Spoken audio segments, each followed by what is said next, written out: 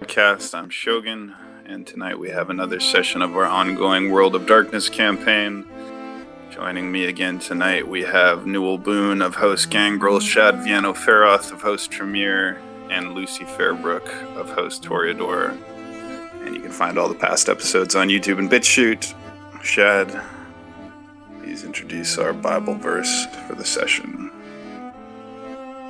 Your covenant with death will be annulled. Your agreement with the realm of the dead will not stand. When the overwhelming scourge sweeps by, you will be beaten down by it. As often as it comes, it will carry you away, morning after morning. By day and by night, it will sweep through. The understanding of this message will bring sheer terror. Perfect. So, why don't we ask Lucy to give a quick recap of the last session from your point of view? Yeah. So, my character starts off waking up in her room. She had just had a dream about a full moon. The moon was bleeding, and it just had a very ominous feeling to it.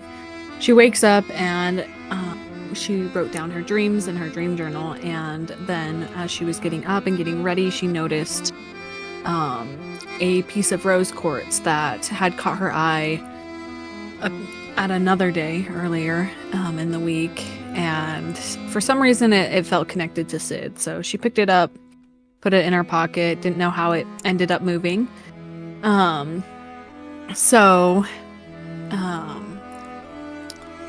Then with the shift, she texts her sister to get some info on what has happened while she had been busy with other things, and eventually she got a lot of information. She gets a text from Elizabeth Fairbrook of Antonio in the pink suit, Ravna's bounty hunter, essentially, but she shoots a text to Sid. She gets his location, and she makes her way there while telling Newell about this. And then they all arrive at the scene. Shad runs in first and essentially stops the ritual that's occurring. All while she's watching. She watches this guy she hasn't met yet, Callan, take a drink out of a goblet and notices that something shifts in his aura.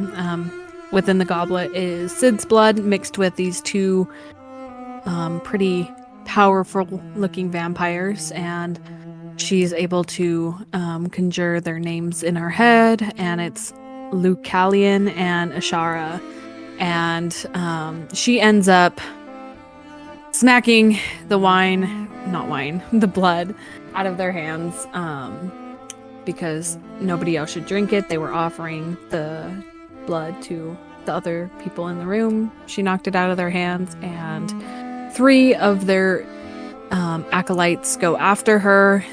Newell goes to distract one, and he goes after Newell. All while Lucy is grappling with these 2 other acolytes. Eventually, she breaks free, and they get the hell out, and they all meet back at her occult shop where they kind of debrief about what happened. All while that happened, Shad ran off with a book and was acting really sus. Yeah, that's it. Thank you. Newell, Boone, can you add anything from your point of view? Oh, not much different than what she said, except for a lot less. Yeah, when I was down fighting in the pits there, when they tried to jump at Lucy, that kind of perturbed me, and I shot at them and pulled my gun, and I was ready to have Siri get a hold of her sister Sarah for me, honestly, for some backup, but yeah, I don't know. There was a weird shadow snake holding my arm, and I shot one of the satellites in the head, and I'm sure he's fine now after that. But yeah. Sid and Callan, got out of there okay, and Shad ran off with the book, and yeah, we all just kind of reconvened over at Lucy's occult shop, and yeah, that's about it. Thank you. And finally, Mr. Shad. Yeah, my account is about the same.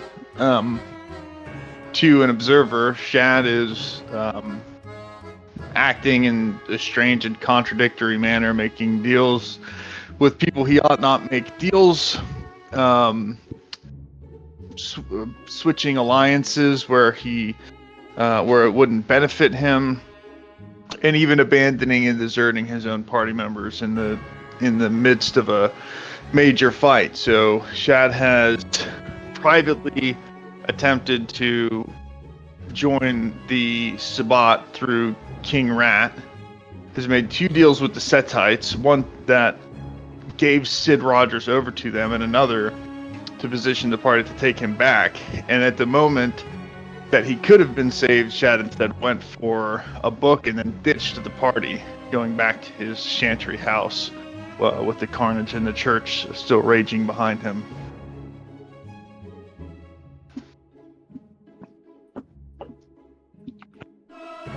All right, thank you, everybody.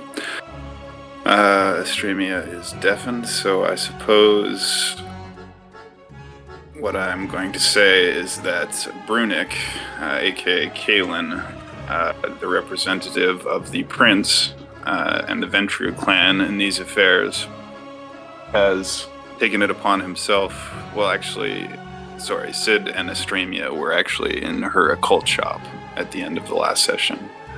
Now that I recall, you guys all went back to your respective homes, right? Or did we leave it right outside the church? I think we could just declare we went back to our respective places. I went and picked a new hotel room. Right. I think we said that. So then we're going to start with Shad. So Shad, you have run out of the church, clutching a large and thick tome of unknown nature, and run out into the night of Cascadia City. The time now after the preceding events is approximately 1:30 a.m., and the moon is still full in the sky.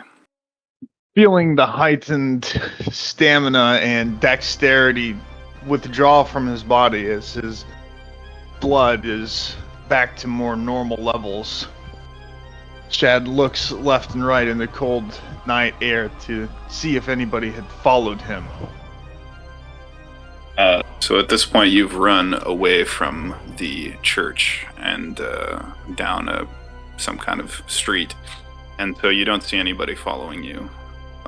Although you do see Lucy and Sid depart on her motorcycle as you run away. I wait for a moment until the sign that everything is clear is more clear to me, and I begin to straighten up, dust off my jacket, pull back my hair, and begin walking into the night back towards the chantry house. As I'm walking, I begin to flip open the book and just see if there's any obvious signs, what language it's in, if I can read it, if there's obviously anything I can cross-reference between what's in the book and what I witnessed a moment ago at the ritual. So the book seems to be, from your first estimate, possibly a Bible or a compilation of a Bible with other apocryphal texts of unknown provenance. Some parts of it seem to be written in Latin or something similar to Latin, and other parts of it are in a script similar to Latin, but that you can't quite identify.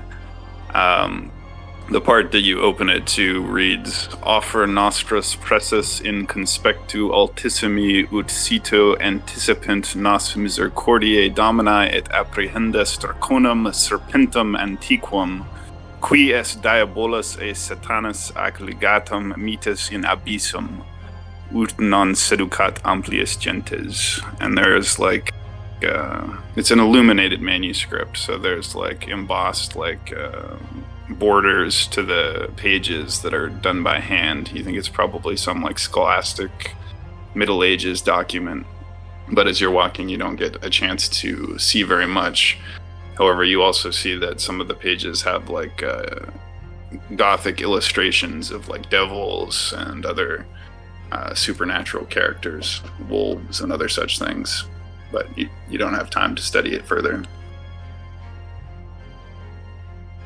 I make my way back to the Chantry House, closing the book and holding it tightly. So, before you get to the Chantry House, but as you are on the campus, as you enter the campus region, but before you get back to your library and your Chantry House, you see a red car, very expensive, polished, sports car, pulls to a stop in front of you, and the door opens, and there's an extremely attractive woman who you have not seen before. She has, white skin, short blonde hair, relatively short blonde hair, and she's wearing a white dress, high heel shoes, and she looks at you and says, "Are you Shad Vienna Faroth?" And you can see that there's a man behind the wheel of the car who is a black man wearing sunglasses and elegant looking suit.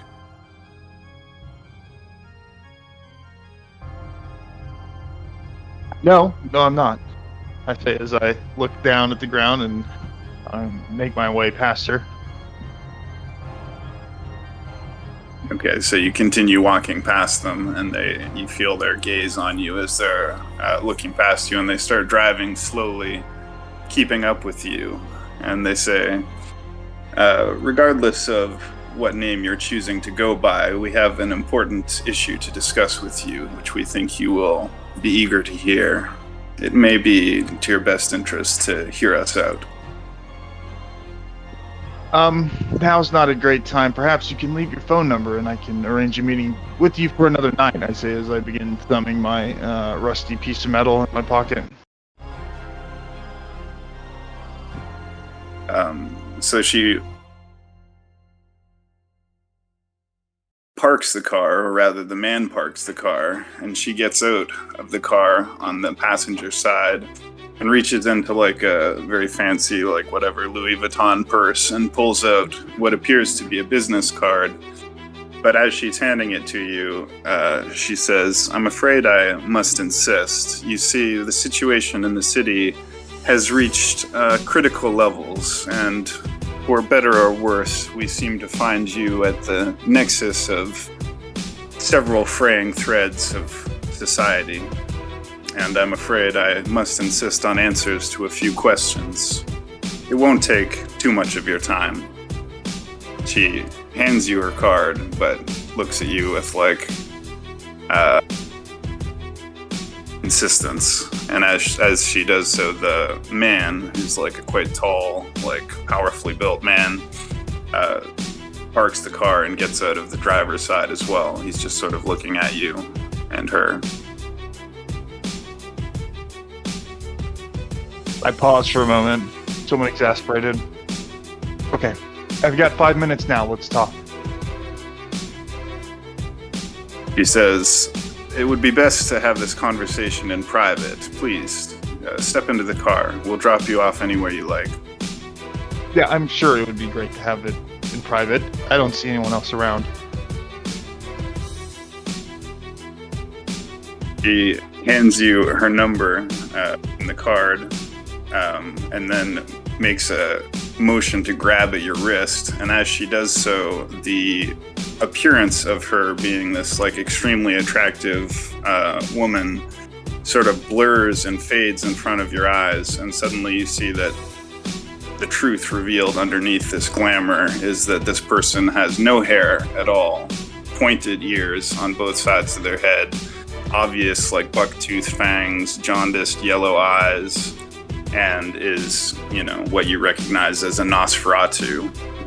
And as she goes to grab at you, the man who's standing there reaches into his breast pocket and begins to pull out a pistol.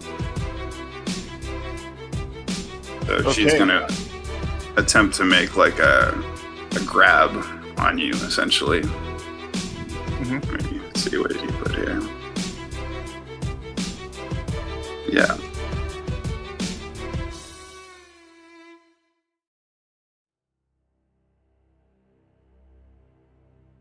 So if you want, we can pause here, if you think that makes sense, on a cliffhanger of sorts, and jump back to Estremia and or Newell. So Astra, you there? Yep. Okay, so did we say at the end of the last session that you had gone back to your occult shop with Sid? Am I remembering that correctly? Yes. Yes, okay. So we will jump back to your story now, I suppose. Again, you're sleeping, and once again you find yourself in a vivid dream, a turbulent dream, essentially a series of apocalyptic themes. You see a deep underground sort of chasm that's glowing with like a red light, sort of like lava. And you see the shapes of like what appear to be human beings, but like blackened and burned in the lava, like kind of contorting skeletons, burned, blackened figures, you know, in some kind of underground pit of molten lava and rock. And you awake from the dream with, you know, a sense of unease for, you know, another night in a row. And you find yourself in your chambers above your occult shop. You know, and can feel that the moon is still full in the sky. And, yeah. I sigh, waking up, rubbing my eyes, feeling a little bit of frustration from the occurring dreams that keep plaguing me. Normally it's not this bad, but she reaches over again and takes a couple notes, writing down today's date, just for memory's sake, and tucks that back onto her side table. She's gonna get up, get ready for the day, and make her way down into her shop to see if she can find, through her own collection, which is actually pretty expansive, though she does have some items that aren't necessarily real occult items. There is a handful in her shop that are actual valuable artifacts. So she is looking through her books to see if she can find one that she may have had on dreams. Okay. You don't need to necessarily make any roll for that. We can assume that you have at least one book or occult text on the subject of dreams in your store. So she flips through, trying to see if she can, just looking for anything to do with the moon, specifically, and why she might be having some strange dreams, especially the one the previous night. She found it pretty ironic that she had a dream about the moon on the full moon. So you are going to try and consult your occult text for some kind of insider information? Yeah. Okay, do you have any points in like occult knowledge or any other knowledge like that? No? No. Okay, well then you can just roll like, I don't know, perception or intelligence. Let's see. I know she's hyper perceptive. Yeah, you could also potentially say you just roll aspects. Why don't I have you roll aspects? Yep. The difficulty of 6. Okay.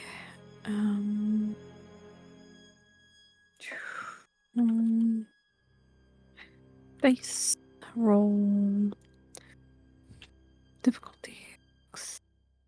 Okay. Wow, success.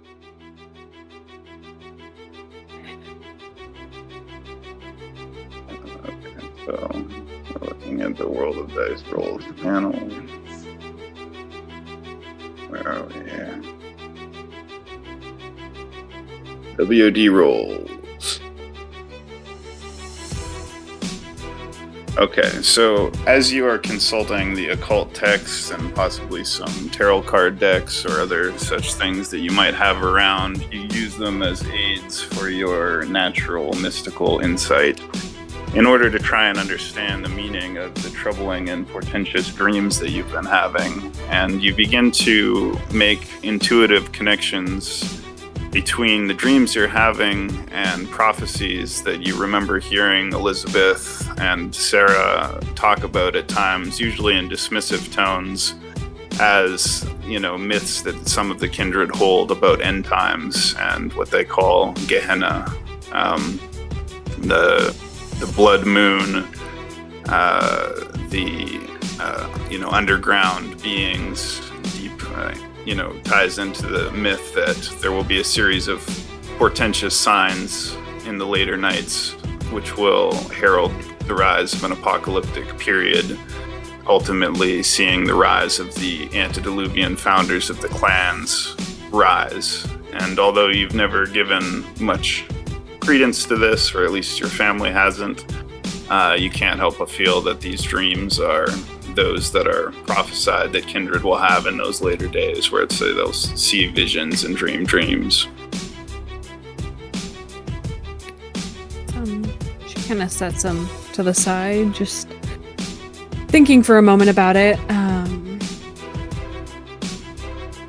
She opens up her phone, and since she knows that Shad has a lot of knowledge, he seems to be addicted to books and culminating more knowledge, she sends him a text just asking vaguely about prophetic dreams, if he is aware of anything around that. No response. Douchebag. She thinks that. But not getting a response from him.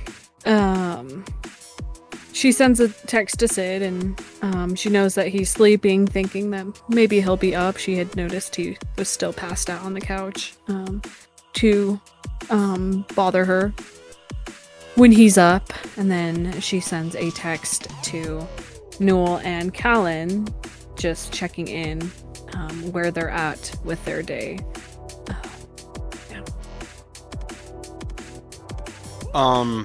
I send you back a text, just wrapping up some chores.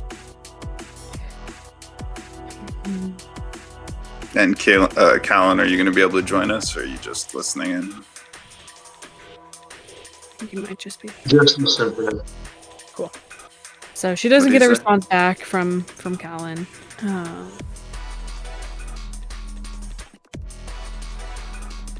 All right, so you get a response back from Newell that he is at his new hotel, which we'll say is called the Balmoral Hotel. And there's no response from Callan or Shad. Go ahead. Yeah, no, go ahead, please. I'm gonna give Elizabeth a call because I want to check in regarding some situations. So I'm gonna phone her. All right, so you call your Cyrus or Sire, Elizabeth. The phone rings twice, and she answers and says, "Lucy, darling, so wonderful to hear from you. How are you?" I'm doing well. I know that there are a couple situations that you've tasked me with observing and being aware of. Sid is still safe. We've had a few hiccups regarding that, and she kind of fills her in about what had occurred last night, and she asked if she knows about Lycalian and Ashara. He says, "Those names are familiar to me, although I was not expecting to hear you speak them. Lucalian and Ashara are members of the Lazambra and the clan of Set, respectively. Ashara is an elder vampire of the Lazambra clan who was last known to be in Arcadia City to the west of Cascadia City. and this is the first we've heard of her activity within Cascadia City. Lucalian is a known and senior member of the Clan of Set, active in Cascadia City. This is the first we've heard of the possibility that they are perhaps collaborating or pursuing some kind of arrangement with one another. This is valuable information.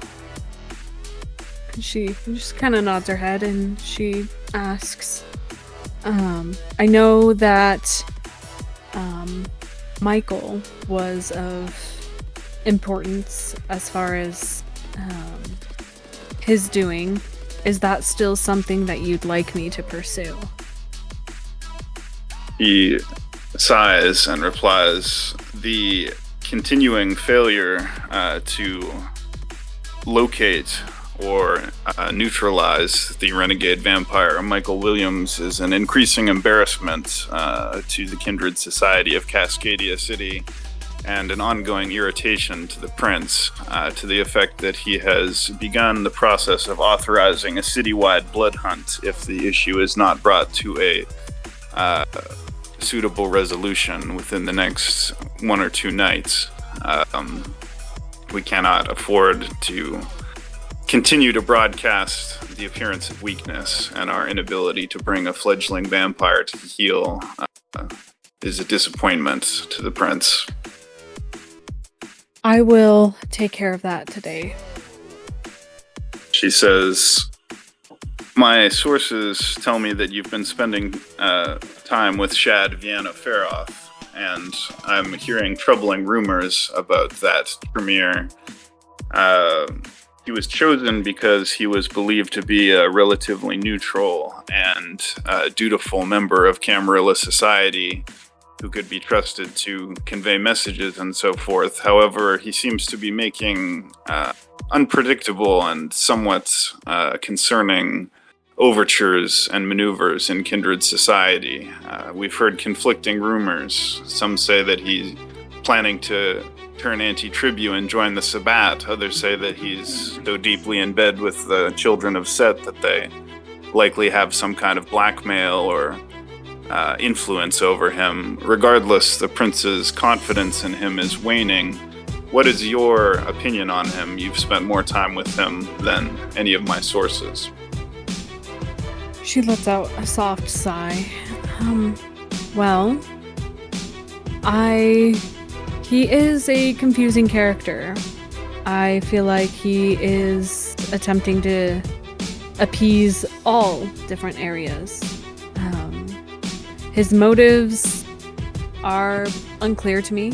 I would like to believe that he would remain true to the Tremere, but I am not entirely sure if that is what's going to transpire. He seems to be very focused on his studies. There's something to do with these books that he's gathering, and that's the last thing I saw him do, is he took this ritual book when I was faced with Lucalian and Ashara, and he ran. He did nothing to look after myself and a couple of other people that we were paired up with, which causes me to doubt his alignment. He seems to consider what you're saying for a moment and then replies, the situation in the city is becoming dangerously uncertain. I do not wish to risk your falling into enemy hands, and it seems we now have Anarch, Sabbat, independent, and unknown factions at work in the city. For your own safety, I recommend that you rendezvous with Mr. Newell Boone. I'll have a favor called in. My understanding is that he would be a useful bodyguard for you. Meanwhile, Sid Rogers seems to get himself into one situation after another. I recommend that you leave him safe in your domain, and I will assign some security to keep watch over it while you're not there. But carrying him around in the city is simply too dangerous right now. We're not sure who's looking for him, but we can't keep getting him out of these situations every night. So she indicates that she'll post some security around your domain, which is also under her protection as part of her broader domain. Thank you so much. I'll reach out to Noel and we will rendezvous. I'm going to have him help me with finding Michael. She says, and, if you are able to either keep tabs on Shad Vienna Ferath or inform us of any future developments, there are many eyes on him right now, and we can neither guarantee his loyalty nor his security, but if you can bring him back into the fold of the Camarilla, this would be the time to do so. Or if he needs to be cut loose, then, you'll be the one to let us know. Mm-hmm. Perfect. I will keep you updated. Okay, and she hangs up, but before she does, she gives you a final warning to tread with caution and to, trust nothing to appearances. That I will do. Thank you.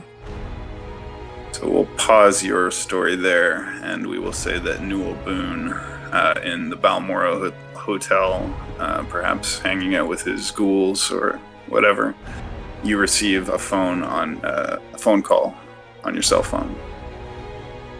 What's the number say? It is Sarah Fairbrook, who you've spoken to before. Oh, Sarah! Yeah, I pick up the phone. Hey, Sarah, how's it going? Long time no hear from you. She says, hi, Newell. I'm sorry to bother you, but how are you this evening? Doing good.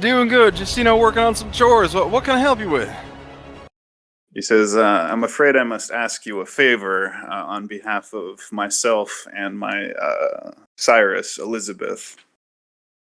Sure, Says, shoot. What's the favor? I've been led to understand that you are a steady shot with a firearm and a useful man to have around in a fight. And intelligence indicates escalating tensions and outright violence in various parts of the city. It would be a tremendous embarrassment if someone as highly positioned as Lucy Fairbrook were to fall into the clutches of any serpent clan or renegade bourgeois. We consider ourselves above these rabble, but we are not certain they will not attempt some reckless hostage situation or other such attack. So I would consider it a personal favor, and not just myself, but other members of the Camarilla, if you would keep an eye on Lucy Fairbrook and make sure that no harm comes to her, as that would only throw fuel on the fire that seems to be kindling in Cascadia City. Shoot, yeah, no problem. I'll watch her, sis. She says, of course, you would be compensated in a manner appropriate, which we can negotiate, and certainly will owe you a favor in return. But I personally would be enormously grateful to know that you're keeping an eye on her.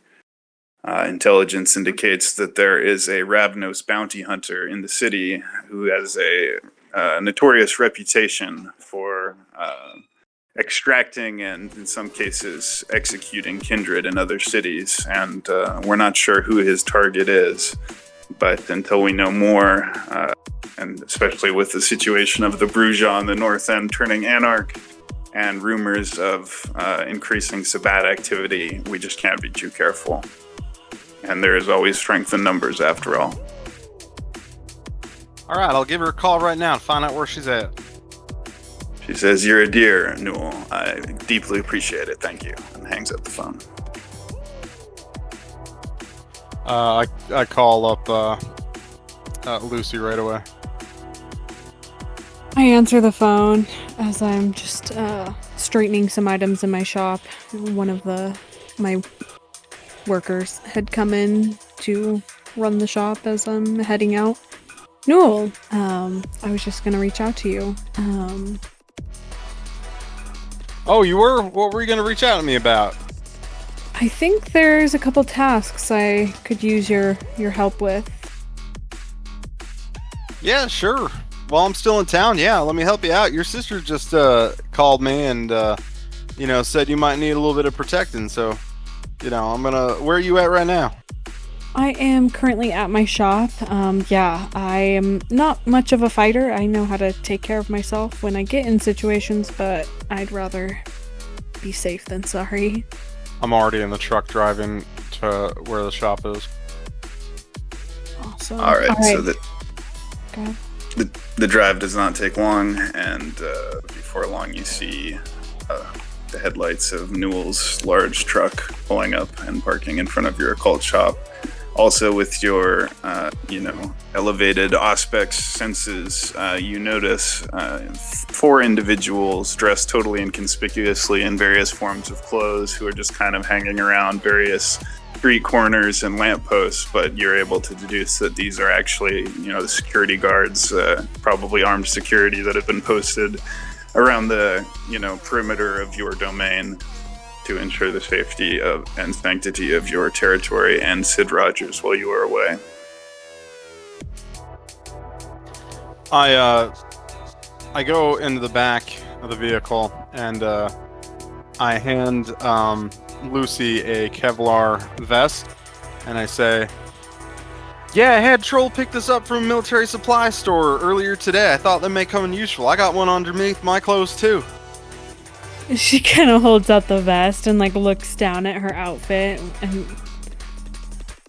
then looks back up at him. Hey, better safe than sorry, I always say. I put it on the ranch card. Please, it's a gift. Thank you. I appreciate it. Give me 1 second. And she actually heads back up to her shop to change her attire so that she can also wear it under her clothes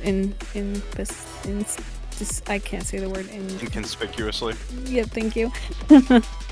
And just after a couple minutes, she comes back down.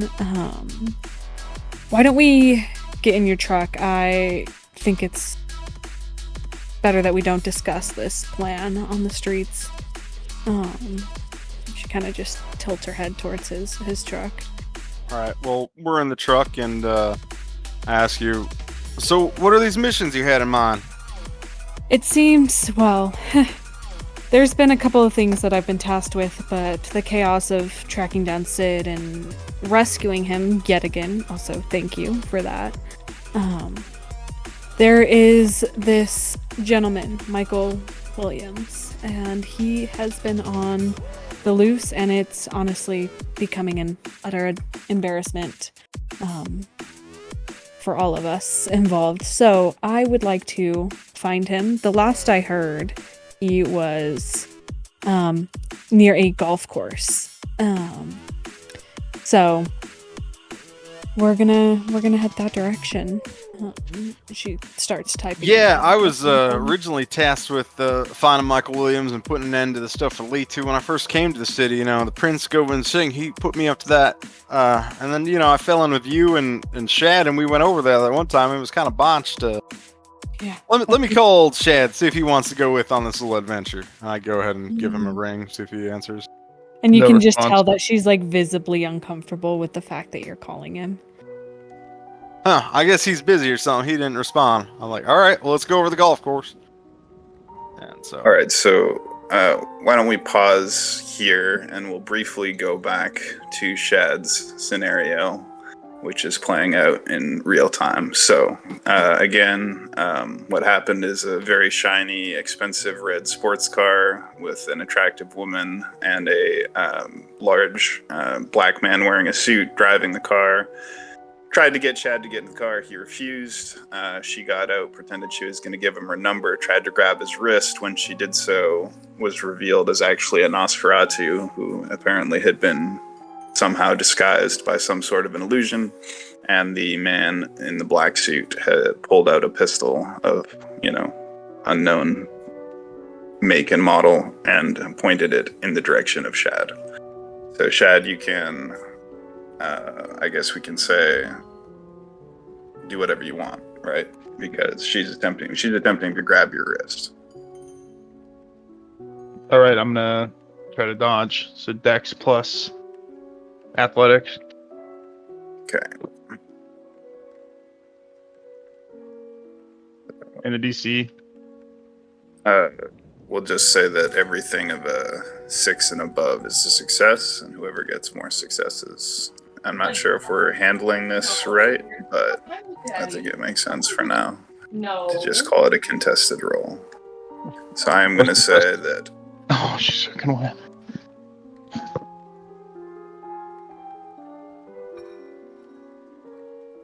To difficulty 6. I'll roll with that bot too. So she rolled 3 critical failures. So her attempt to grab you is clumsy, and she misses you entirely. You simply pull your arm out of the way, and not only that, she, sort of oversteps forward and kind of unbalances herself, lunging towards you. The man kind of looks like caught off guard by this, and we'll say she spoils her initiative or whatever, so you can make an action or say something. As she falls to the ground, I look to the man and his gun, eye the exit, and sprint towards the nearest cover that also looks like I will be able to escape through. I'll also use a couple blood points to boost my dexterity. Okay, so you are running away towards the nearest escape, correct? Mm-hmm.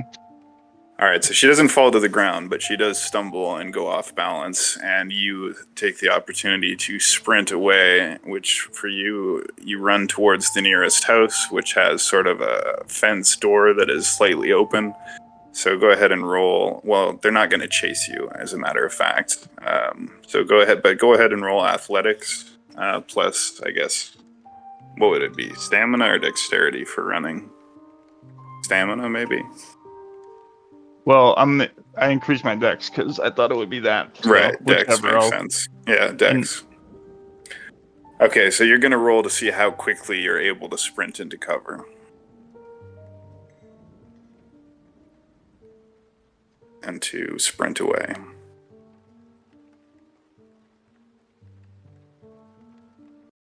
One success! Oh my gosh, with the dice pool of 11? Rough, dude. That's against a difficulty of 6. Right. So in any case, you manage to run. However, it gives the man time to aim and fire his pistol at you, which he has deemed to do. So the man wearing the black sunglasses, holding the pistol, is going to attempt to fire a shot, but he's attempting to shoot you in the leg, which we're going to say has a difficulty of 8, since you're not running particularly fast. And we're going to say that he has a dexterity of 3 and a firearms of 3, so he has a pool of 6, and that the difficulty will be 8. He's going to try and shoot you in the leg as you run away. So he rolls 4 successes. It is a 22 caliber bullet, and he successfully shoots you in the left calf, and the bullet rips through the muscle and flesh of your leg and causes you to stumble and kind of fall to the ground on your hands and knees inside of the gate. So you get through the gate, but he shoots you in the back of the leg, and you stumble and fall. And also, I guess I'm not sure how to do this, but the simplest way to do it is to just say that you try to soak, like... I got 1 success on my stamina pool of 3. Okay, so... And this is blunt damage, right? Yes, guns to the body count as blunt damage. So we'll say you take 3 points of blunt damage and soak 1. Mm-hmm. Does that seem reasonable? Yeah. I shouldn't ask. Yep. All right, so put that on your pool. So you fall to the ground, and the man begins walking, not running, but walking after you with the pistol still in his hand. The woman has got back in the car. I'm going to try to keep running and jump over the back fence, putting more distance between me and him. All right, so with a -2 probably to your roll for being injured. -1. Is that correct? -1? Okay, all right. So just make one more dexterity plus athletics roll with a -1 modifier to jump over the fence and escape. 8 successes. 3 of them great successes. Holy. Okay, so adrenaline and realization of the danger you're in seems to spark your reflexes, and you leap like a ninja over the back fence and land in a roll and sprint out of the next yard, leaving the man behind. And also somehow you've managed to hold on to your book through all of this, leaving the 2 people behind. And you continue to run. So that being said, you also realize that your phone is vibrating in your pocket, or was, and that you have missed a call from both Newell and Lucy. We'll assume that you check this at some point after you get some distance away, down a back street and behind a tree. I pull out my phone, look at it, and my eyes narrow as my mind races. I stuff it back into my pocket and sprint towards the Tremere Chantry House to gather my belongings and leave again as quickly as possible. Okay. You also notice you're leaving like a trail of blood behind you every second step, as there's like a little like trickle of blood. But regardless, you manage to make it back to the campus and walk quickly through the courtyards past a few students that are out at late night drinking coffee or whatever, and you make it back to your chantry house. That being said, I fill up a backpack with just some simple items, including if there's any blood available from the chantry house. I'm going to just drink as much as I possibly can. Might just be a few bottles, might be 0, you tell me. And then I'm going to put all of the books and copies of books that are relevant into my bag and leave again, heading towards OLMB's hotel. So you have in your chantry house chambers 1 bottle of Vitae worth 1 blood point, which you can take. You also put in your books, which I don't believe you ever reclaimed your particular books from Sarah Fairbrook, who is keeping them safe from you. But I've got copies of those that they made. Got copies of those. All right, so I've got a copy of the Enchant Talisman and the highly coveted book, plus this one. Plus, I'm just going to grab a few more books and my own personal notes on whatever I kind of deem relevant to better understanding the book I just took for the purpose of researching it. All right. So you take a compendium of Canaanite theology, which is a well-respected Tremere tomb text, which is considered one of the main commentaries and exegesis on the Book of Nod, as well as certain secret apocryphal texts considered canon by Canaanite biblical scholars who attempt to draw out secret, esoteric Canaanite lore through interpretation of various parts of the Bible. So you take that book, which you feel will perhaps help you interpret the one you stole from the Setite church. Mm-hmm. And I head to the Balmora Hotel. And again, all of this is on foot, or are you gonna? Yep, on foot. Okay. So you begin heading on foot towards the Balmora Hotel. Meanwhile, Newell Boone and Lucy Fairbrook depart from her occult shop. What's the name of your occult shop, Lucy? I don't know yet. I'll think of You something. can think about it for a second. Yeah. But Rock. Shut up. in any case, you are driving through Cascadia City, and the moon tonight looks just very, very full, like almost like pregnant, bursting full, and it has sort of like a strange, yellowish, kind of reddish, yellowish-reddish hue to it that you can't quite place. But there's sort of a strange sense of pregnant energy in the air, which is particularly noticeable to Lucy, but Newell, with his gangrel blood, also feels the pull of the full moon on his beast-like nature. Even the kine seem influenced by it, as you see raucous people out at night drinking and hooting and hollering and playing music. And there's just a buzz in the city tonight, as though the full moon is bringing out the crazies, as it usually does. And you are driving towards what? The Wildwood Park golf course? Yes. All right. And Shad, did you reply or respond to either of their text messages? No, I did not.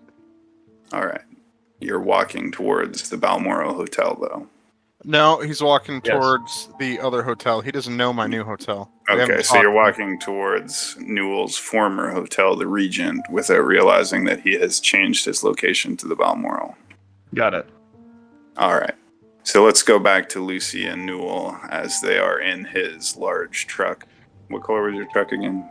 White. What large white truck? Driving back towards the territory of the Gangrel Cagliostro Claw, which extends at its very furthest eastern extent is defined by the border of the Wildwood Park Golf Course, which is a private golf course for the upscale residents of the exclusive and sparsely populated urban forest area called Wildwood Park, where Cagliostro, as well as, I believe you know, a clan of Children of Gaia, a tribe of Children of Gaia, Garu, or werewolves, are, and where Newell also saw some unknown ghost activity. In any case, there are some streetlights and a few cars parked, but mostly the parking lot is empty. There is a sort of resort and golf club building, but all the lights are off at this late hour. It's now about, 1 a.m. and all the lights are out. But you can see that there's like a large green space, a lot of trees, some little ponds, and, it's a golf course. Dark, but everything's lit up by the full moon. And you were told that this was the last sighted location of Michael, or at least of his hunting activities.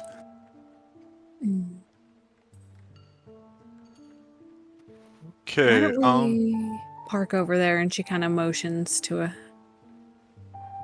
empty parking lot since it's the middle of the night. Works for me. I go and park over there. Do it. So you park the truck in the golf course parking lot. Yeah. The, dark green space of the golf course stretches out in front of you. There's also like a small road that drives through it.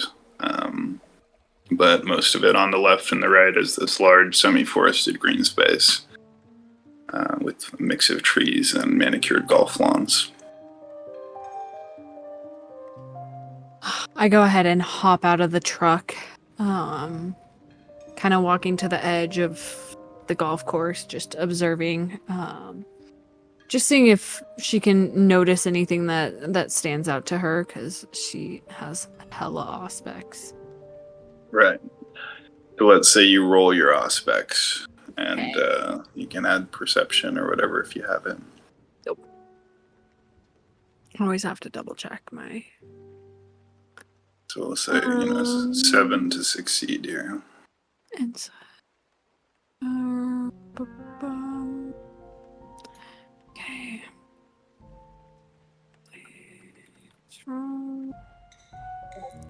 What's the difficulty? Did you say 7? Yeah, we'll say 7.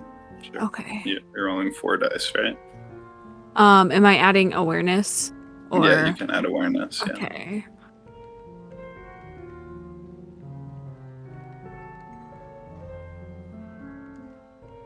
All right, so you got 2 critical successes, 2 successes. So the first thing you notice with just your awareness and your keen senses, combined with your hyper auspex vampire vision, is that there is like certain indentations in the grass. On the one hand, you can see what looks like, human footfalls, wearing shoes.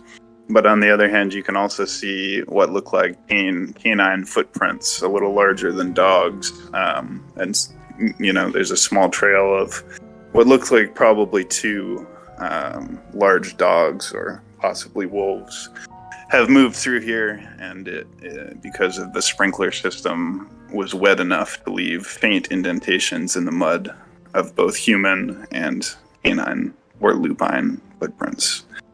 Furthermore, with your supernatural aspects ability, you sense sort of like a trail of odor, which your nose is so sharp you're able to pick up. One scent is again like a sweaty animalistic scent, and the other is the mixture of, what smells like freshly shed human blood and possibly the dead smell of a kindred.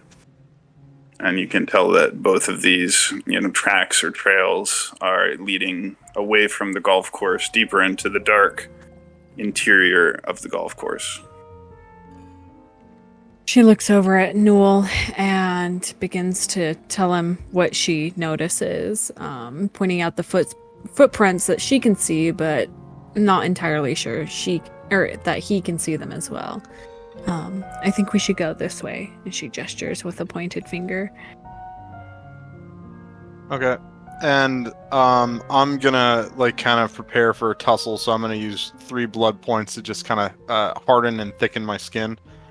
So 3 points into stamina. Okay. And what are your disciplines again? Mine is just fortitude. Okay. And how many points do you have in that? 3. Okay. And you're going to spend 3 additional blood points to raise your stamina 3 dots. Yeah, I'm trying to be tanky. Okay. So you, exactly as you say, you burn some vitae to harden up your superhuman fortitude, which is already enhanced by your gangrel abilities. Now, as you are doing that, you hear a flutter of wings and a very familiar caw that, again, always reminds you of laughter. And you see 3 crows allayed on the trees nearby you, just on the edge of the parking lot, sort of looking over at you and clawing, pecking at the branches. I mentioned this to Lucy that these are Litu's crows, so she's probably around, or at least I assume they're Litu's crows. Interesting. She kind of looks at the birds. One of them caws and then jumps off the tree and flies off in the same general direction as you saw the wolf footprints, and the other 2 continue to look at you, and one of them caws again. I think we should go this way then. And she starts in that direction. Okay. Alright, so you begin walking on foot, side by side, into the darkness, away from your parked car, from the golf club. Ahead of you stretches like smells of fresh grass, freshly watered grass. There's trees, it's quite nicely manicured, it's quite a nice space. And as you're walking ahead, you see a deer with a fawn, and it sort of starts and freezes and looks at you both. And there's like the deer and its fawn just like looking at you, like frozen, about, 15 feet or 15 yards in front of you. So there's just a deer on the path? It's on the golf course grounds, right in front of you. So as you were walking, you startled a deer and its fawn who were grazing on the grass of the golf course after dark, and they just froze as you approach. I'm gonna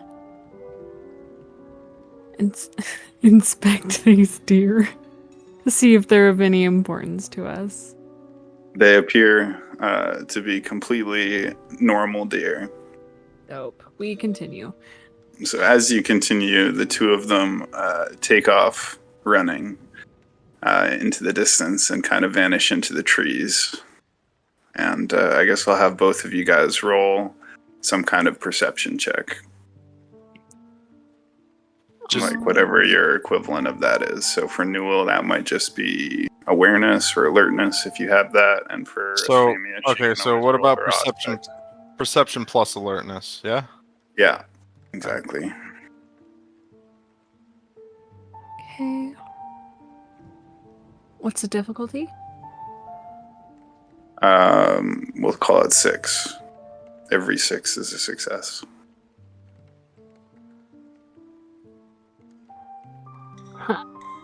I have 0 successes. Okay, so Newell gets a sense of being watched, but as he looks around, he sees nothing but shadows and trees, and hears the, sound of the deer and its fawn kind of crashing through the undergrowth in the distance, like not too far away, nearby. What do I see? What did you roll? I Oh, rolled- that was your roll. 10, 7, 7, 7. Okay, so as you look or listen to the receding footfalls of the deer, you suddenly hear a pained kind of squeal and like a thrashing, and then a stillness, and it's about probably 20 feet away in the direction that the deer ran. But you heard like a pained animal squeal, followed by some kind of thrashing in the undergrowth, and then stillness, and then you begin to hear what sounds like, flesh being ripped up, or some kind of animal chewing on flesh. It's not directly near you. You heard this because of how sharp your hearing is, some ways in the distance, in the direction that the deer ran. All right. She looks over at Noam. I'm pretty sure whatever is out here just got one of those deer. I have a feeling it could possibly be Michael. Let's go in as stealthily as possible. And she kind of motions him in the direction that she heard the sound from. Okay. So are you guys going to try to sneak up on this location or just walk towards it? Sneak up. I want to observe what is happening. Okay, so if you try to approach silently, you can roll stealth plus dexterity. Okay. If you have survival, potentially you could roll that as well. Oh, I have hella Now we knew we were coming to a tussle. Can I assume that I brought a rifle with me and my gun, and that we were going into a battle, so I prepared all this? I was assuming you always carried 2 pistols with you, one on your left hip and one on your right hip. Yeah, I carried those, but I specifically knew we were coming out here to do some hunting. So could I have brought one of my hunting rifles or something? I mean, yeah, but in the future, try and declare it earlier and say it at a prior time. But yeah, if you knew that you were coming out here to werewolf territory and you brought a rifle, then you have a rifle. Makes sense with your story. What Okay. gauge of rifle is it? I don't know off the top of my head. Like a 22 or a... No, it's a bigger gauge. All right, it's a 270 Winchester. Okay. All right, I don't know guns that well, but it sounds good. So anyways, if you guys both want to roll stealth plus dexterity to try and approach silently to whatever is up here, you may do so. And difficulty is 7, 6. In this case, the difficulty is actually going to be at least 7. Yeah. Okay. Success. So you are Success. attempting to sneak towards the source of the sound, and Estremia makes 3 successes, and Newell makes 1. So Estremia takes point and leads the way, and very dexterously, and like a ninja cat, sneaks up without making any noise. Newell is walking a little bit louder, but he's also walking a little bit farther back and sort of following Estremia's lead. And with Estremia's extremely keen eyes, you sort of stop instinctively because you're not sure what you are expecting to see.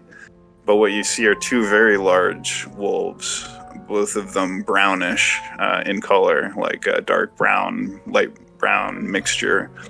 And these are clearly wolves, clearly not dogs or half-breeds. These are seem to be full-blown wolves. In fact, they seem bigger than the average American wolf. And they are in the midst of eating this deer and its fawn, both of which they seem to have caught. And you're farther enough away and coming from upwind, and they don't seem to have noticed you as they're engaged in their repast of deer. Can I tell if they are werewolves or regular wolves? Like I said, they appear to be larger, more muscular, and with larger jaws than what you've seen in nature documentaries or in the past of wolves. These seem to be big wolves, possibly some kind of dire wolves, possibly werewolves, but at the very least, they're like large, unusually large wolves. I have my hunting rifle out, and like I've got it trained on them, but I'm, not pulling the trigger or anything yet.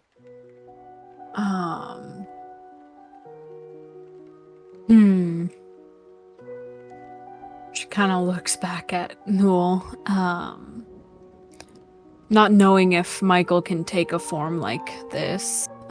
The information she was given didn't specify. I don't think you'd like be this. able to. New gangrels generally can't turn into wolves. They got to really be, in it for a little bit. Fresh gangrel, they normally can't do that. And she keeps her voice low as she asks, "When you were with Lee too, did she have any wolves around her?" Yeah, she had 2 wolves with her. Are these the wolves I had seen before? No, so first of all, the 2 animals like that white Litu wolves. had with her were smaller, and you actually weren't sure if they were fully wolf or possibly some, half wolf, half dog. And also, they were both completely white with blue eyes and smaller, definitely not the same animals. These animals are like more than twice as big, and these are brown and wolves, whereas her animals might have been some kind of husky or something. You're not sure exactly, but they were white with blue eyes,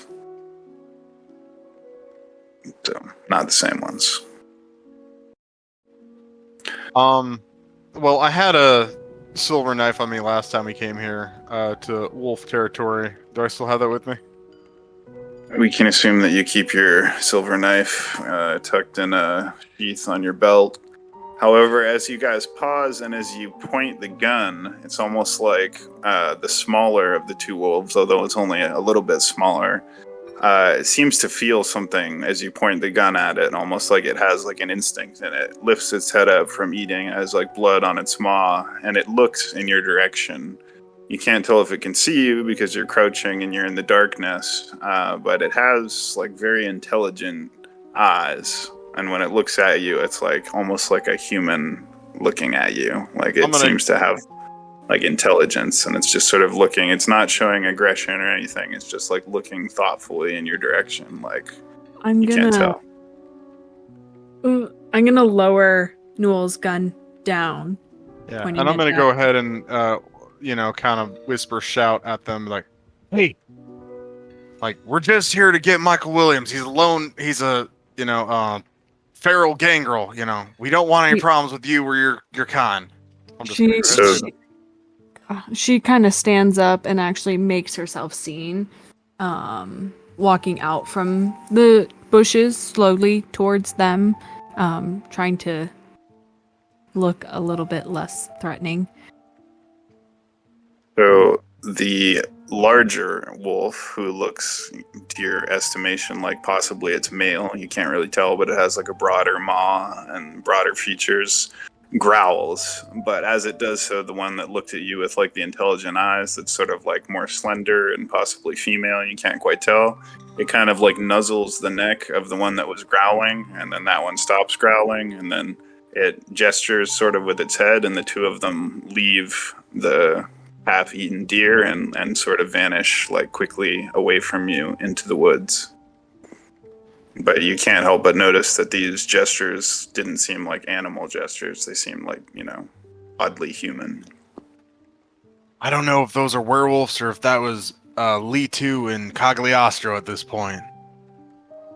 She shakes her head, just thinking about just what occurred and the fact that that was very human-like. Well, they're not who we're looking for. I don't think Lee 2 would turn and leave like that. She's not the kind of personality to I kind walk of got away. that feeling too from her. Yeah.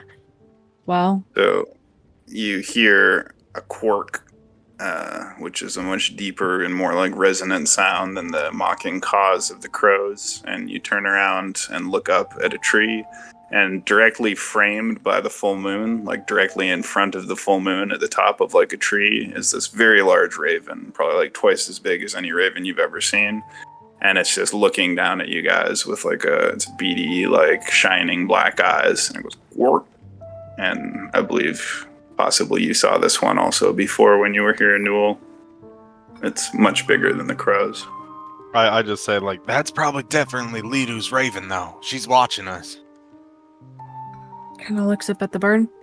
All right, where are we supposed to go now? And she is talking towards the bird. So the bird sort of like bobs its head 3 times, and then it hops and flies a short distance to a nearby tree about 20 yards away, which also happens to be beside like a narrow footpath that leads into like a more deep part of forest, like sort of between the golf holes, where it's like, if your ball went in here, you're into the bush kind of thing. She But there's follows like after it. Okay, so you guys continue to follow through like this footpath that leads through this sort of denser area. It's a little bit like boggy. You have to avoid stepping into some puddles. There's frogs jumping around, ribbiting. You see little garter snakes slither their way into the grass. And then all of a sudden you abruptly come out of this little patch, and you're looking out over another manicured patch of grass. And you see 2 people.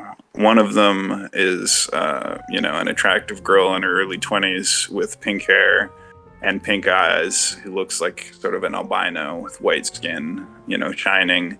And she's crouched in a crouched position with her forearms resting on her knees.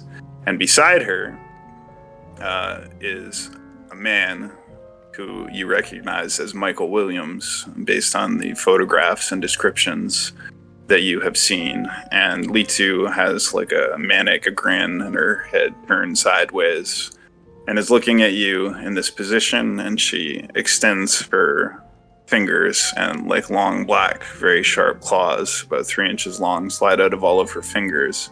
Michael is wearing no shirt, so you can clearly see the intricate checkerboard and eye and pyramid Masonic tattoos on his chest and neck.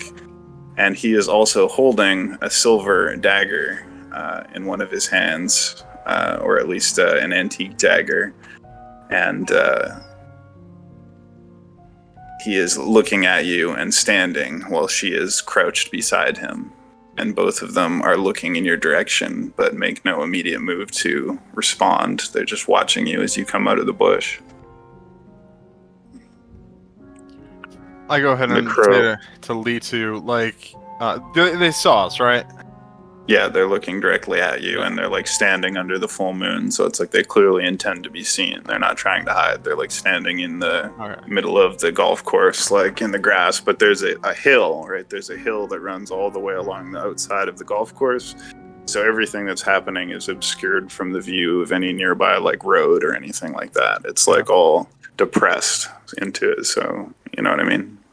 I kind of say to Litu, like, Litu, long time no see. What happened the last time, though, girl? We went hunting together and you ran. I totally lost track of you. She smiles and kind of looks at you and says, "You hunt like the Kain hunt beasts, with firearms and noise and smoke. My kind hunts in silence, in the ancient ways, the ways that were old, even in the time of Cain himself, the ways that Lilith taught. The ways of the beast are our ways." But I kind of look down at my guns and I say, "Yeah, I guess you're right about that." He smiles and says, "The question is, what brings you and this Toreador dilettante into the realm of Cagliostro, his sacred domain?" We're actually here for Michael, and she gestures over to Michael. And Litu smiles and says, "I won't pretend to be surprised. I know why you have come. Your prince has sent you as lapdogs and functionaries to retrieve my wayward child. You would ask him to pay the punishment for my sins. He did not know that he was breaking any rule when I embraced him. I did it myself. It was a whim, perhaps, or an instinct. But it was my choice, not his. Therefore, I will not simply turn him over to you to face his fate. Rather, I will appeal to the ancient ways of nature, in which the strong survive. If you would take him, you might try, but you will not do so using the crude weapons of the kind. If you feel that you are worthy to take my childer away from me in my own domain, you will do it in the ancient ways, hand to hand, or blade to blade, or claw to claw. Otherwise, I will not hand him over to you. He deserves at least an animal's fighting chance. Even if he is but a dog, even a dog may bite." I shoot her. I shoot her in the fucking head. You shoot Litu in the head? I shoot her in the head, yeah. Okay. So roll. I'm targeting her head, so that's +2 for difficulty. Okay, so Litu is a werewolf who has 2 points in celerity. Do you have any points in celerity? No, that just means she can take multiple moves at once, right? It also means, I believe, that she is going to have the first move. So you can attempt to shoot her. However, she is going to have... How's this going to work? She's going to have an advantage to her dodge because of her celerity, because she's superhumanly fast.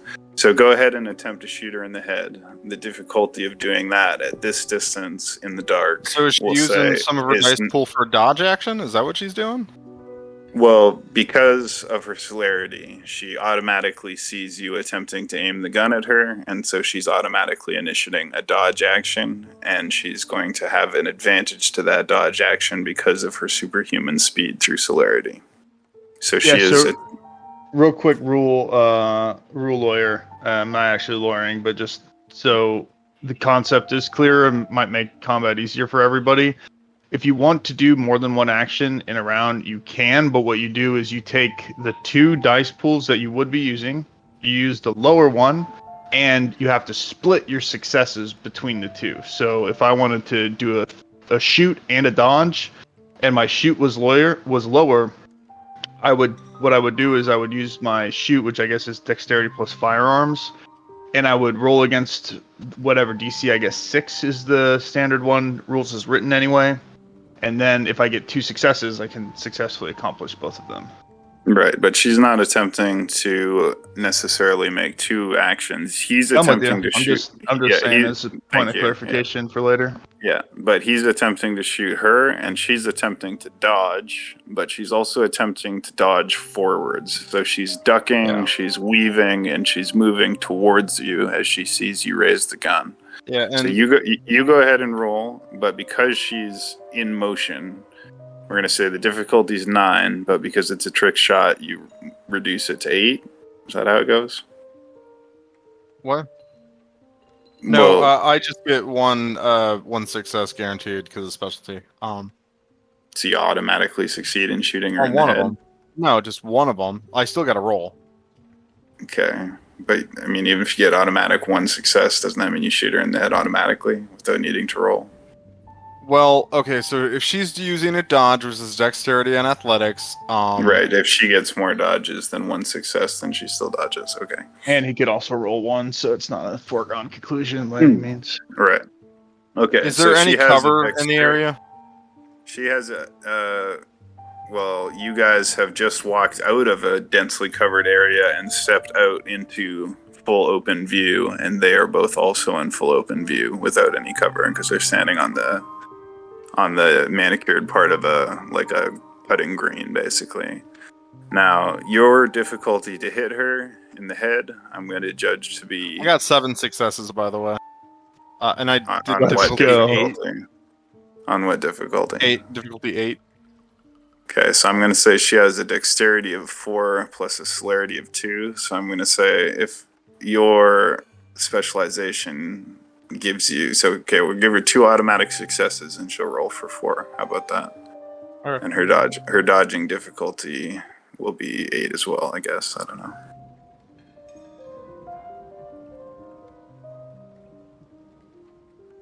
Okay, so she rolled Damn, 1 3 9. 10s on that. So you got 3 10s, but you also got 2 1s. But you also got a 9, an 8, and an 8. So you get 3 4 successes.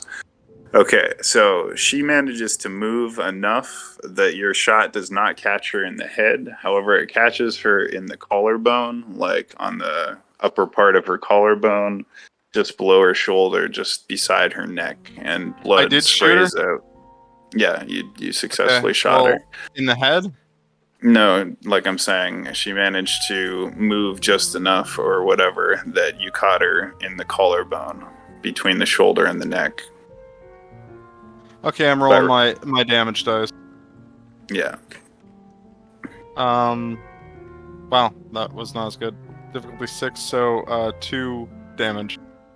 Okay, so the blood sprays out of the wound from her neck. However, kindred feet gun damage other than to the It's head. bashing if it's on the head, so why'd I even aim at the head if it's just gonna not go to the head? Well, I mean, I'm not trying to argue. I'm just saying in a rules lawyer way, if I target the head, can you just always say nope, didn't hit the head? Otherwise, I won't target the head. No. I mean, you Because rolled there's a 3 DC critical successes, but you also rolled 2 critical failures, and then you got 9, 8, 8. 7 So okay, successes though. Yeah, with an 7 automatic successes is still 7 successes. It's actually Sure. 8 successes, and if we're counting Okay. 10 as 2, then yeah, it's more no, than fair that. enough. I'll redact my statement. You catch her in the head, you catch her in the cheek, and it blows away part of her cheek and a bunch of her molar teeth. So she suddenly has like a rather grotesque facial wound. Nevertheless, she actually will attempt to soak, and I'm going to say that she has fortitude of 2 as well as celerity of 2. I don't know. How does that work, though? Does that give her 2 more dice to soak or 2 automatic soaks? No, it's just so she can soak lethal damage. So normally, aggravated damage. So like Right. sunlight and stuff. So yeah, But she has an she attempt just to soak. whatever even her though it hit her in the whatever head. her stamina is plus the fortitude, that's what she rolls. Okay, but the difficulty of soaking a head wound we'll just call 9. Except it's a kindred, so I guess we can call it 8. Works for me. Alright, so 4 Nice, stamina dude. plus 2 fortitude. 2 critical failures, 1 critical success. So there's no successes. So she takes a total of 3 damage to the face, and it is lethal damage because it's to the head. So again, you blow a significant chunk out of her cheek and her teeth, and she cries out and hisses in pain, but it comes out as more of a gurgle, and blood kind of spits out between her teeth. But she narrows her eyes and kind of grins manically, so it creates like this disturbing spectacle of her smiling, but half of her face is hanging off. And she closes preternaturally quickly with you, Newell Boone. And I'm going to assume she gets the next initiative roll because of her celerity. She's also already extended her claws with Protean, and so she's going to attempt to swipe twice with, her right claw and then her left across your chest and across your face. And so she's going to roll to attack you. So she's going to roll dexterity plus brawl on a dice roll. We'll call her dexterity 3 and her brawl 3. That's going to give her a pool of 6. We'll call the difficulty 7.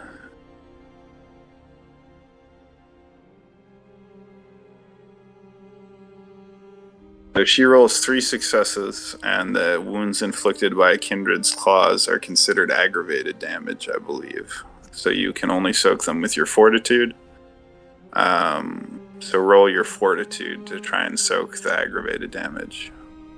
Because you can't soak it with the regular constitution, right? I don't know. I think it adds the dice, but is it just any of the successes matter?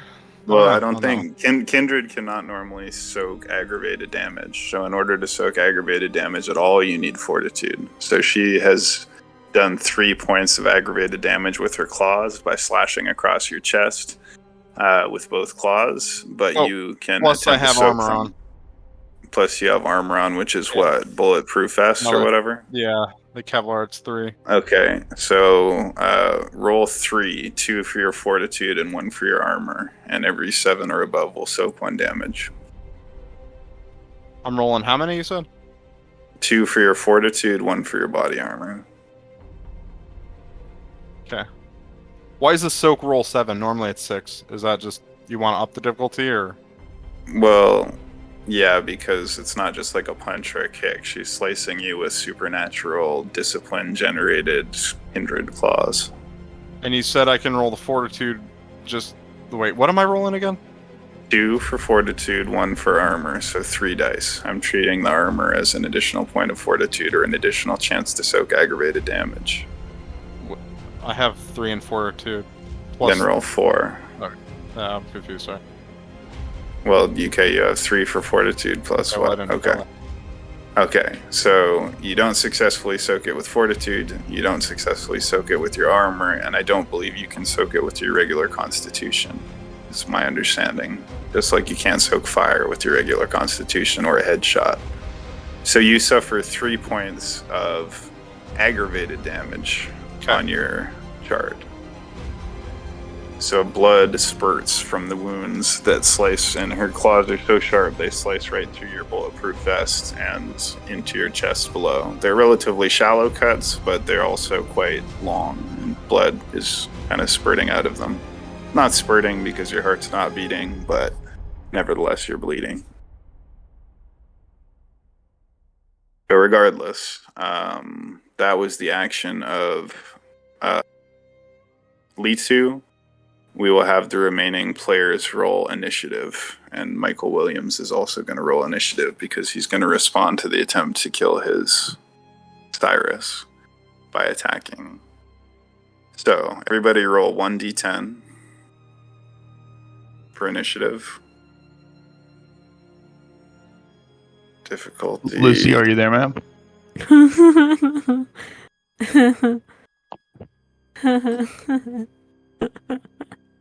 And there's no difficulty, you just roll 1 dice for whatever. I'll put difficulty 6. And then you add. So Michael Williams rolled a 4 on his initiative roll. Newell Boone rolled an 8. Ah, motherfucker. Estremia and Chad should roll too.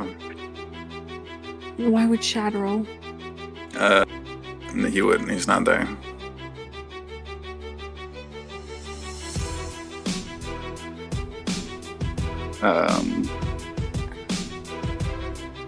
So you got a 6 on initiative. You're adding to it dexterity plus wits. So that means Michael Williams probably actually beats you with 4. Because you rolled. Wait. Yeah, you rolled 2. And Newell rolled 8. So anyways, Newell goes next. Wait, but you already acted, Newell. You already shot. So yeah, but they're all... now. But their action's finished. So Right, but now it's your turn, right? Me? Yeah, you or Michael, but Michael rolled higher on initiative than you. And your dex plus wits is 4. So I'm going to say his is the same, 2 and 2. So Michael goes next. So Michael draws his knife. Well, it's already in his hand. He received the knife from Litu in the first session. And he also moves to attack Newell. But because of the distance, he is just running to close the distance with the knife with like a frantic, furious look in his eye. And he's coming at you with the knife. but I'm going to give you a chance to shoot him if you want, because potentially you could do that as he closed the distance. You can't cover that much distance that quickly. Opportunity attack. Yeah, how long will it take? Oversight. So you can attempt to shoot Michael if you wish. Yeah, I'm gonna try to shoot him in the head too. Okay. Roll your firearm plus dexterity. Let's go, 11 dude. successes. So that hits.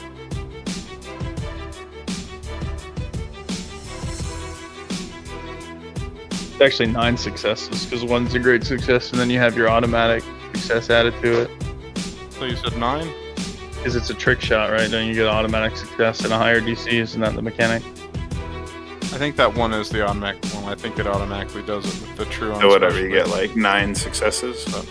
Yeah. So Okay, so Michael Williams is running as fast towards you as he can, and he's moving fast, and actually he's moving a little faster than probably a human could, possibly by boosting his speed with his vitae. But nevertheless, he was standing at a sufficient distance from you that for you it's a fairly simple issue to whip out your right-handed pistol and fire, and your shot lands right between his forehead, and it basically explodes his skull cavity, and brain and skull fragments fly out, and he is lifted off his feet and flies like 3 feet back and lands on his back. And I didn't does even roll not damage move. yet. Well, yeah, you can roll damage, but I mean, if you shot the guy in the head, It's then 8 successes with lethal damage. it's Kaboom! 8 successes on damage. Yes, and how that works is so I get the rifle damage dice, Mhm. and then I get the additional successes when I shot at him. Okay, and how many extra damage does the rifle do versus what you rolled? What do you mean by Does that it, question? does it add like 1 or 2 damage automatically? Rifle- Does it give you more dice No. to roll? Yeah, it's a bigger dice pool. So rifle damage dice is 8, and then and then I also have all the additional successes. So I use 6 of the successes because you can't use the one that you won on.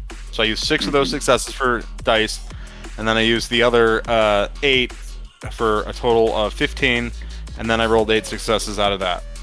Okay, so anyways, you blow his head off with the rifle, and basically, like I said, his skull fragments and his brain shoots out, and he goes flying off his feet and studs onto his back and does not move. Now, as you've done this, Alitu, well, wait a minute, are you going to do anything, Estremia? You're there, right? Yeah. Yeah, I'm going to reach around and grab one of Newell's other guns and cock it, and am ready to fire at Litu if she makes a move towards Newell. So you're attempting to take this gun off of like Newell's like hip or something? Yep. Do you allow her to do this, Newell? Oh yeah, big iron on my hip. Yep. Okay, well, regardless, Litu, despite her wound, seems relatively unfazed by it, and is also supernaturally fast because of her discipline of celerity, and she's already slashed Newell twice. Now he was able to focus because he's an expert marksman and execute this shot, but it took his attention away from Litu, and so it's going to give her another chance to attack him. And so she is going to roll for dexterity 3 plus brawl 3. And she also has her claws out. So she's going to roll a pool of 6. And we're going to say that this difficulty is 6. And we're going to say that, so whatever. She can hit you on a 6. So she hits you with a critical success, so 4 successes. So she definitely hits you. She's going to roll her strength, which we're going to say is 3, boosted by 2 by Vitae expenditure to 5. Plus, we'll say she gets 2 extra dice, I think is the correct, from the claws. So 3 for strength, 2 extra. Well, we'll just say 3 for strength plus 2 for claws is her damage pool. But she's going to wound on a 6, but you're going to get the chance to soak with fortitude and armor again. So again, 3 damage, attempt to soak with a dice pool of Fortitude plus armor. What was that? So you have 3 more damage to soak. She slices you again. And I can still use the 4 pool like last time? Yeah, your Fortitude plus your armor is adding you I'm 1 also dice. going to use a 1 point of willpower to this roll, if that's okay. Sure. For 1 automatic success. I got 4 successes. I don't take any damage. Alright, so using your supernatural power of Fortitude, you are able to soak the damage from her claws, and your bulletproof vest also manages to blunt the cuts. So although she scratches you, it doesn't do any substantial damage. Now, I'm going to rule that two white wolf dogs with blue eyes emerge out of the mist or the shadows or whatever from behind a couple trees, seeming to come in response to the distress of their mistress or master, Litu. And they are, growling and exposing their fangs and bounding across the distance towards you to join into the fight.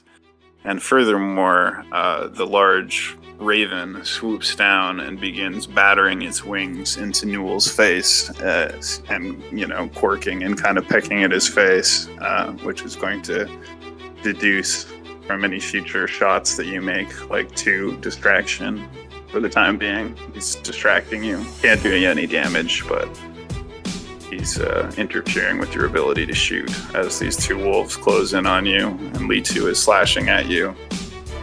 And Michael Williams is, to all intents and purposes, is dead or out of the picture.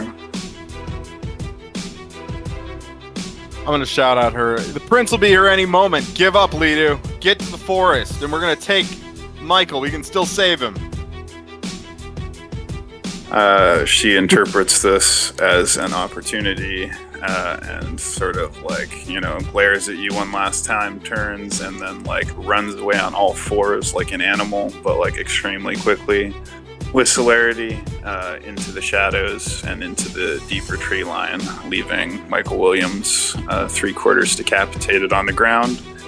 However, the raven is still flapping and pecking at you, and the 2 wolves are still running towards you. So there's 2 wolves after me and a raven? The raven is flapping its wings in your face and pecking at you. The 2 wolves are running towards you in Estremia. You can't tell what their, intentions necessarily are, but they are coming at you. Can I just use, slash at this thing, or the raven, or hit it with the butt of my gun or something? I don't know. Yeah, you can hit it with the butt of your gun. Okay. You don't need to roll. You just whack it, and it goes thudding to the ground, and then it kind of caws and thrashes around a bit, and then it jumps back to its feet and kind of hops 3 times, and then jumps up and flies away. How far away is Litu? Litu is very quickly disappearing using her celerity. She's moving at a blurring speed, running on all 4s like a wolf or a dog.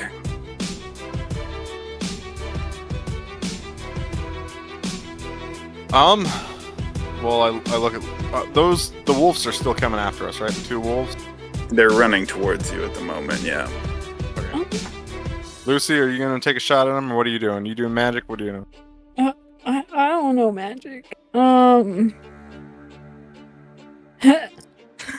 as they get about halfway to you, they turn and start following Litu into the woods. They charge halfway to you, and then they bank, seeing her go off into the distance, and they start chasing after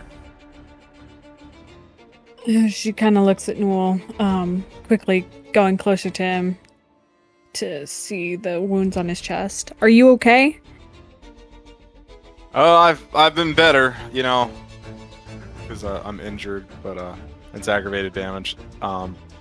I'm gonna go ahead and go over to the corpse of Michael Williams, or the body of him. I don't know if he's dead or not. I'm no vampire physician. I'm gonna tie up his hands though, and fireman carry him like out of the golf course back to the pickup of my truck. Okay, so you have strength 5 or something, right? Or was that? Yeah. That was the other guy. What's your strength? It's 5 right now. It is. Okay. All right. So you pick up the corpse, which is still bleeding and dribbling chunks of brain onto your shoulders. The bottom part of the jaw is just kind of flapping around. But regardless, you firemen carry him up over your shoulders, and you notice the dagger that he had been brandishing lying on the ground. It seems to be sort of an antique of some sort. Lucy, grab that. Oh yeah, I'm on it. She already picked it up. Okay, you pick it up. It's got a very sharp blade, and it looks like an antique, maybe from the Middle Ages. You can't really tell, but it looks like an old but still serviceable dagger. Lucy, call the sheriff. Are still watching you, and sorry, go ahead. I was telling Lucy to call the sheriff, and let's, head this to the kind precinct. of what? She we're gonna take Michael there, but she pulls out her phone, and calls the sheriff, as they're walking back to his truck. All right, it rings, and the deep, resonant voice of the Ventru, David Wingates, comes and says, "Mrs. Fairbrook, I genuinely hope you have good news for me." Well, we've got Michael Williams here, and his face has been kind of shot off. She says as she is looking at his corpse and Newell's shoulders. David says, "Were there kind witnesses?" No. He says, "Excellent." He says, Yeah, there was kind. There was Lidu. She's kind. "No, she's kindred. Human are kind." My bad. Yeah. So he goes, "Were there kind witnesses?" He says, "Was there any interference from Big Claw or Little Claw?" Little Claw. Yeah, she was here. He says, "And what of her? Is she? What's the status?" She's pissed off. She kind of just chuckles. Newell got a pretty solid shot on her, but she's run off. Her 2 husky-looking things in tow, but I don't think she was very happy with the actions taken tonight. David sighs and says, "Litu was shot?" Yeah.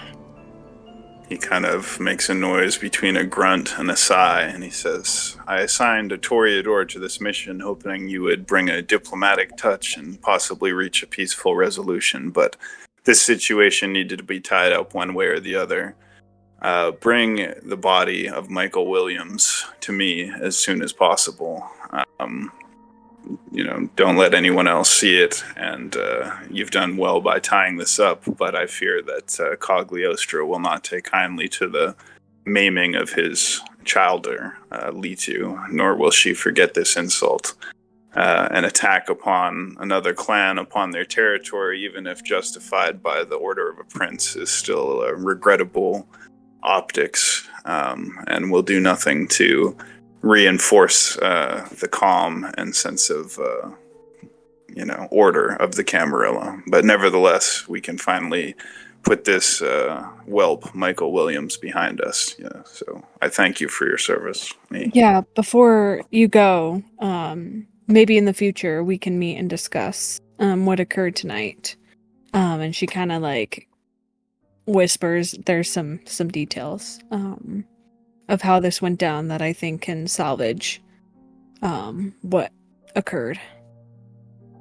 As I look forward to a more complete report at your earliest convenience, if you can bring the body or of Michael Williams to me as soon as possible, we can put this regrettable issue behind us, and surely you've earned some reward for your service. Thank I you. want to point out though that he's not dead because that was not aggravated damage. I guess you have to take aggravated damage. If he took aggravated damage now, He's or dead. he's actually not dead. He's just like not dead. He's Like, like in a He torpor. got no right now. brain, dude. He's dead, man. No, He's he, a he, pauper. he could actually be resurrected if you were to, for example, like cut your wrists and like drip blood into his like mangled head. You could potentially like probably revive him from torpor, at least for now. Yeah, so he's incapacitated with lethal damage, and if he took a further level of aggravated damage, he would meet final death. And that's how vampires die. They take final. So he's literally yeah. right on the edge of death. Yes. So you could save him now by, doing first aid. You can really do any first aid. You could give him blood though, and that would at least like bring him from the edge of death. Or you could just finish him off, or you could bring him in as is and see if he survives. I look at Lucy, just like, what do you think we should do? Like, we could probably bring him back, or should we just deliver him to the sheriff as is? I think we should take him to the sheriff and explain his condition, and then he will decide where we go from there. So, you're carrying Michael Williams's maimed body over your shoulders. You're talking. You're walking back to your truck, correct? Yeah. We All load right. him in the back. Now, there is a berm of earth with trees planted on it, like a hill, a green hill that runs around the outside of the Wildwood Park golf course, which provides some privacy for the golf course, so it's not visibly visible from the road. However, you notice two people walking on the berm of the hill, and they are distant, but Astramia, with her keen eyes, can keenly see them. They both have brown hair. It's a man and a woman. They look similar, possibly brother and sister. You can't really tell, but they're looking at you and sort of walking on the hill in the distance. She kind of pauses Newell in his step, and kind of nods over in their direction. I can't tell if they're kin or kindred. I think it's best if we maybe take a different route to avoid being seen. Or you go, and I will head this direction towards them and distract them with conversation while you load him into the truck. I don't think that's smart, Lucy. I think these are some more Cagliostros, to be honest. So as you're discussing, they continue to walk towards you. And again, they appear like basically ordinary people. They're wearing kind of like hemp clothes and like sandals. And they're walking towards you. The man is like fairly fit looking. The woman is, fairly pretty, a little bit small. And they're just like walking together. But they're looking in your direction. And you have the sense that, they know you're there. I don't want them to see Michael's body. I don't know how that's going to end up for us. So at this point, you're 3/4 of the way back to the truck. You can see the truck in the distance, near distance. Just go to the truck. I'm going to go talk to them. Trust me. Okay. Well, I'm going to try to do that and get him in the back and, Okay, so you open the back of your truck. You throw Michael on the floor of the truck so he won't be The truck visible bed. from the truck bed. Sure, There's a topper. cover him up with some burlap or something. truck topper, they can't see in there. All right, put the truck topper over. You can't see the body inside. Astramia walks towards the two individuals walking. So she walks sort of up the hill, and they stop and look at her. And again, you see like a sort of familiar combination of like cautiousness, patience, thoughtfulness, intelligence, all these different emotions or energies sort of in their eyes. Like there's something knowing in their eyes as they look at you. The woman holds her hand up, her right hand, like palm out, like in a gesture of like caution or peace, or maybe she's telling you to stop. You're not quite sure. She continues towards them. Her own body language kind of matching theirs, since she's got hella composure, 5 in composure. So she doesn't come off as threatening, just matching exactly what they are giving out. My phone. Hold on. Yep, Okay. you're good. Okay. Yeah. By the way- So, well, I'm going to interact with Estremia here. So the woman says, "I don't know who you people are or why you keep coming into Wildwood Park, but last time you created a fire inside of the woods. You committed an arson, created a fire. That was not a wise decision. Now you come in and you're firing guns inside of this neighborhood. I don't know if you understand whose territory this is, but we have walked a careful line for years to share this space, and what you've done here has put us in great danger, and I can only assume you've brought the anger of Old Claw upon yourselves. If I were you, I would get out of here and fast, and if you value your lives, never come back." Lucy nods her head. She says, "Thank you. The actions that were taken night and the previous night were not at all the direction that I wish to go, nor were my choosing. I'm not a vicious person, nor do I ever want to interrupt the peace that has been occurring between all of our people." The there's- man Go ahead. hears you, but he interrupts you, and he kind of like scowls, almost like snarls, and he says, "Our tribe has walked a difficult path, pleading for peace when all the other tribes want war. They've always told us that you," he says, "I can smell you. I can smell the death on you. I know what you are. I've heard about your kind. We've always advocated for peace and negotiation, but it seems all the horrible things I've heard about your kind are true. I warn you, we may be peaceful, but we have fangs, and we will defend our territory, especially after what's happened tonight." Can she observe that they are other kindred? Yeah, you can go ahead and roll your aspects. Difficulty 6. Okay.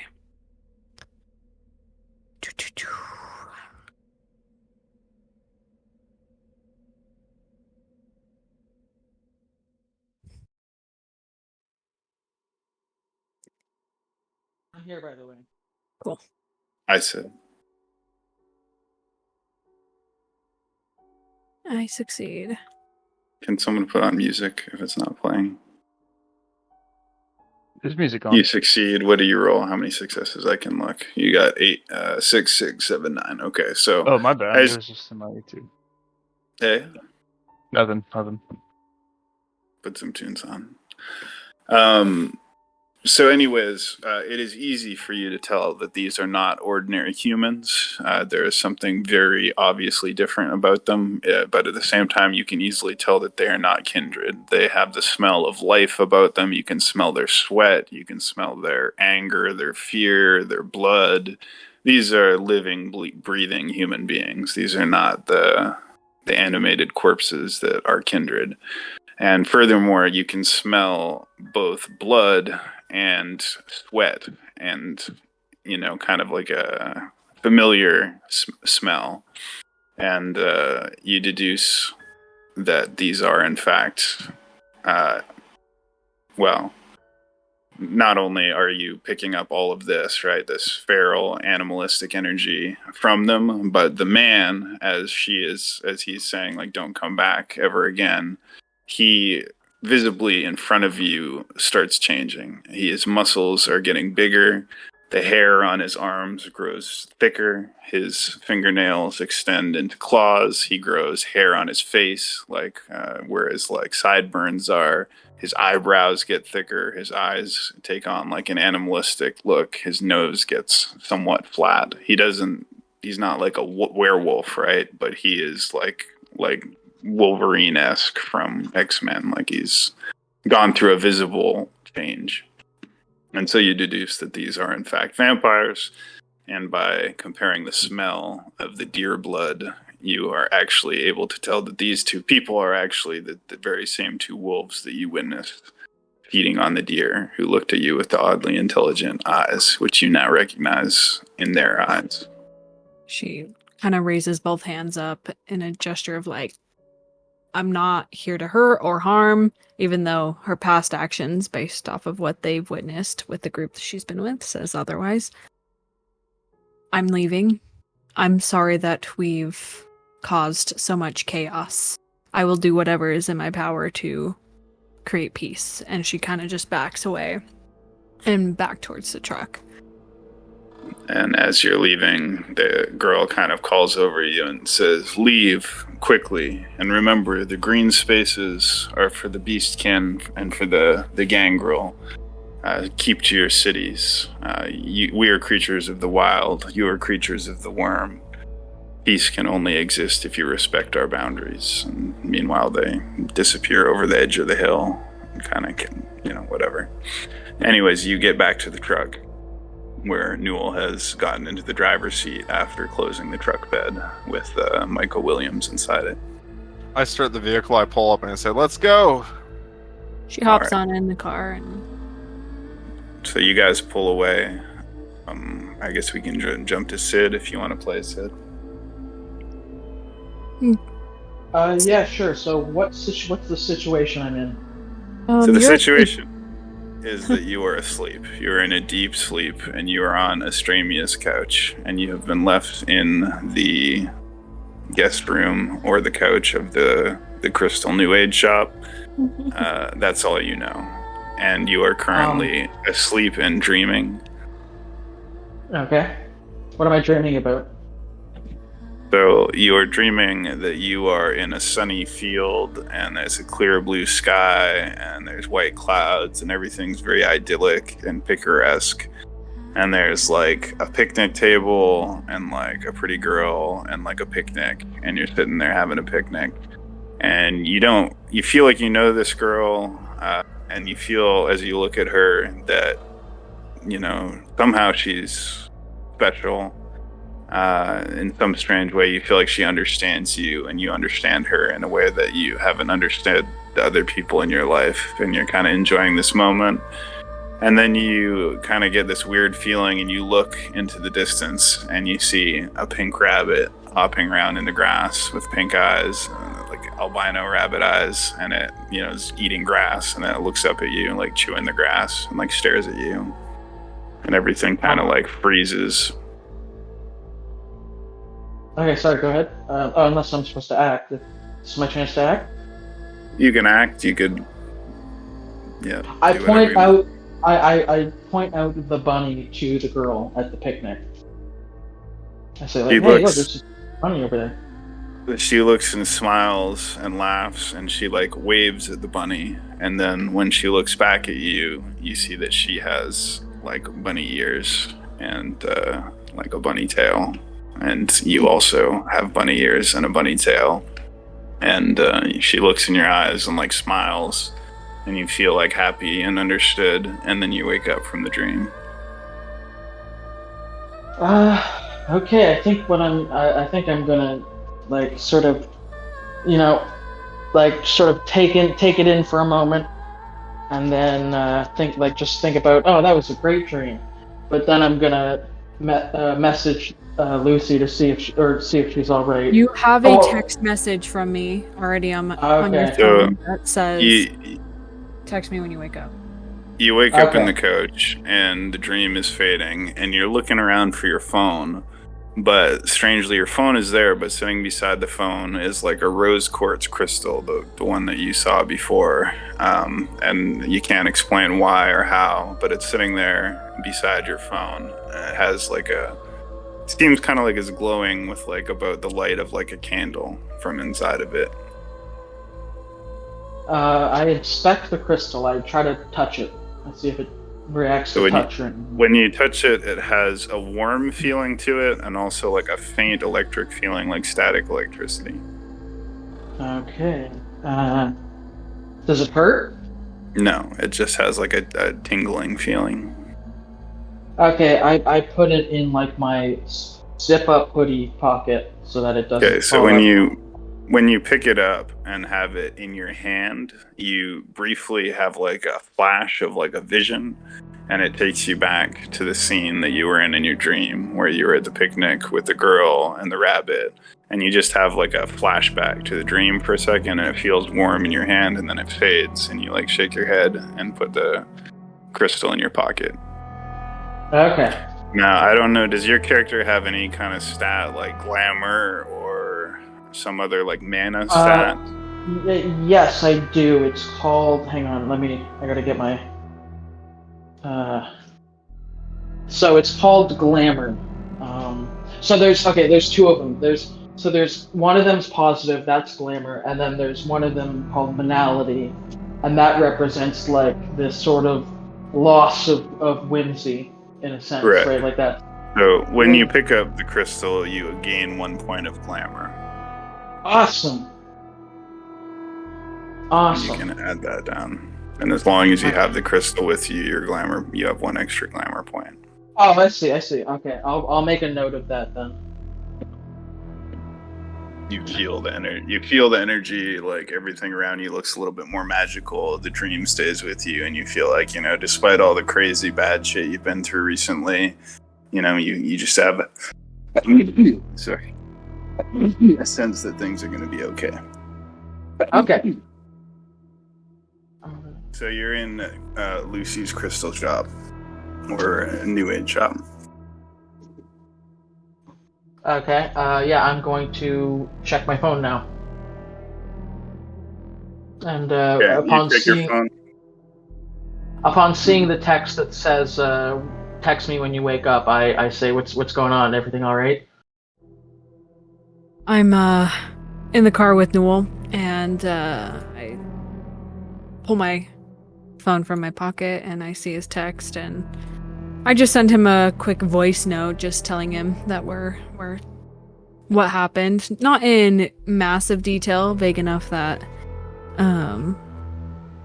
it's just vague. But she asks him to meet them at the police station we're gonna go to? Precinct?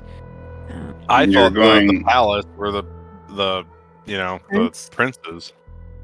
The Prince is at the Legislative Building, which is the big Masonic stone government house building that is more or less in the center of the city. But you have a private back access parking area and entrance that is for you and other agents of the Prince to use. Okay, No. so I'm meeting them at the precinct? Well, no, not the precinct. If you're trying to meet them where they're going, then you're going to meet them at the Legislative Building. But he doesn't necessarily have to be there for that meeting. Okay, So and you so what if Lucy could sort of tell me what like the actual summary she gave, like the quick summary of what's been going on. So essentially, we went to the Wildwood golf course, and we met Lee Chu. We found Lee Chu and Michael Williams. Michael Williams is dead. Lee Chu has been shot.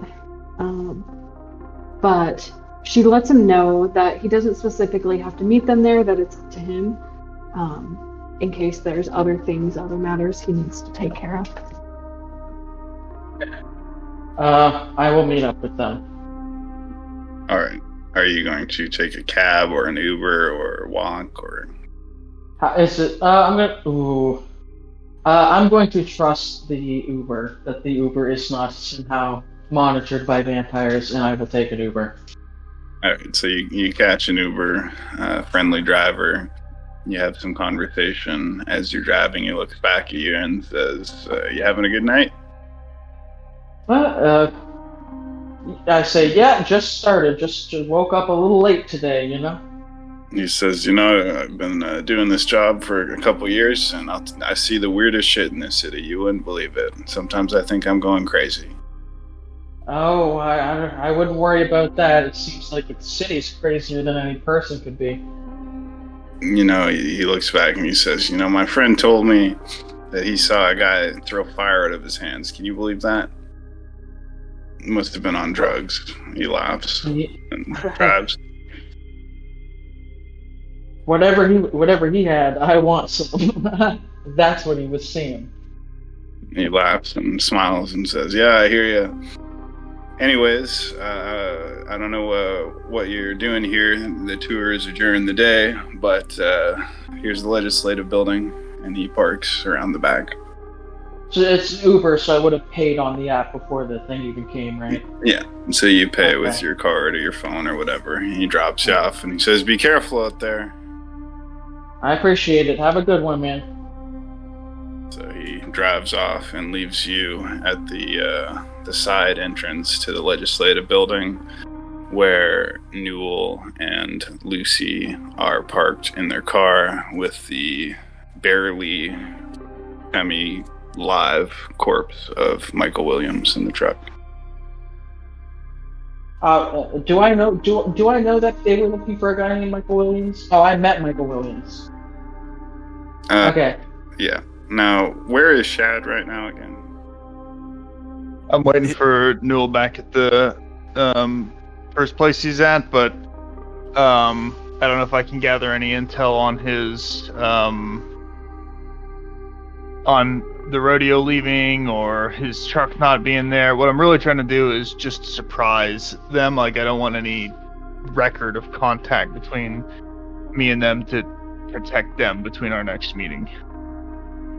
You're at the Balmoral Hotel where Newell is, or you're at his previous hotel, the Regent Hotel? Yeah, I went to the previous one. Okay, so you get to the Regent Hotel. There's a woman there who looks at you with like wary eyes and asks, "You looking for someone?" After having kind of marched across the city, I assume that my leg is basically healing up after a couple hours. And I look around back towards the entrance to see if I dropped any blood on the way in. There's a faint, trail of blood in the distance, but you wouldn't notice it unless you were looking for it in the dark.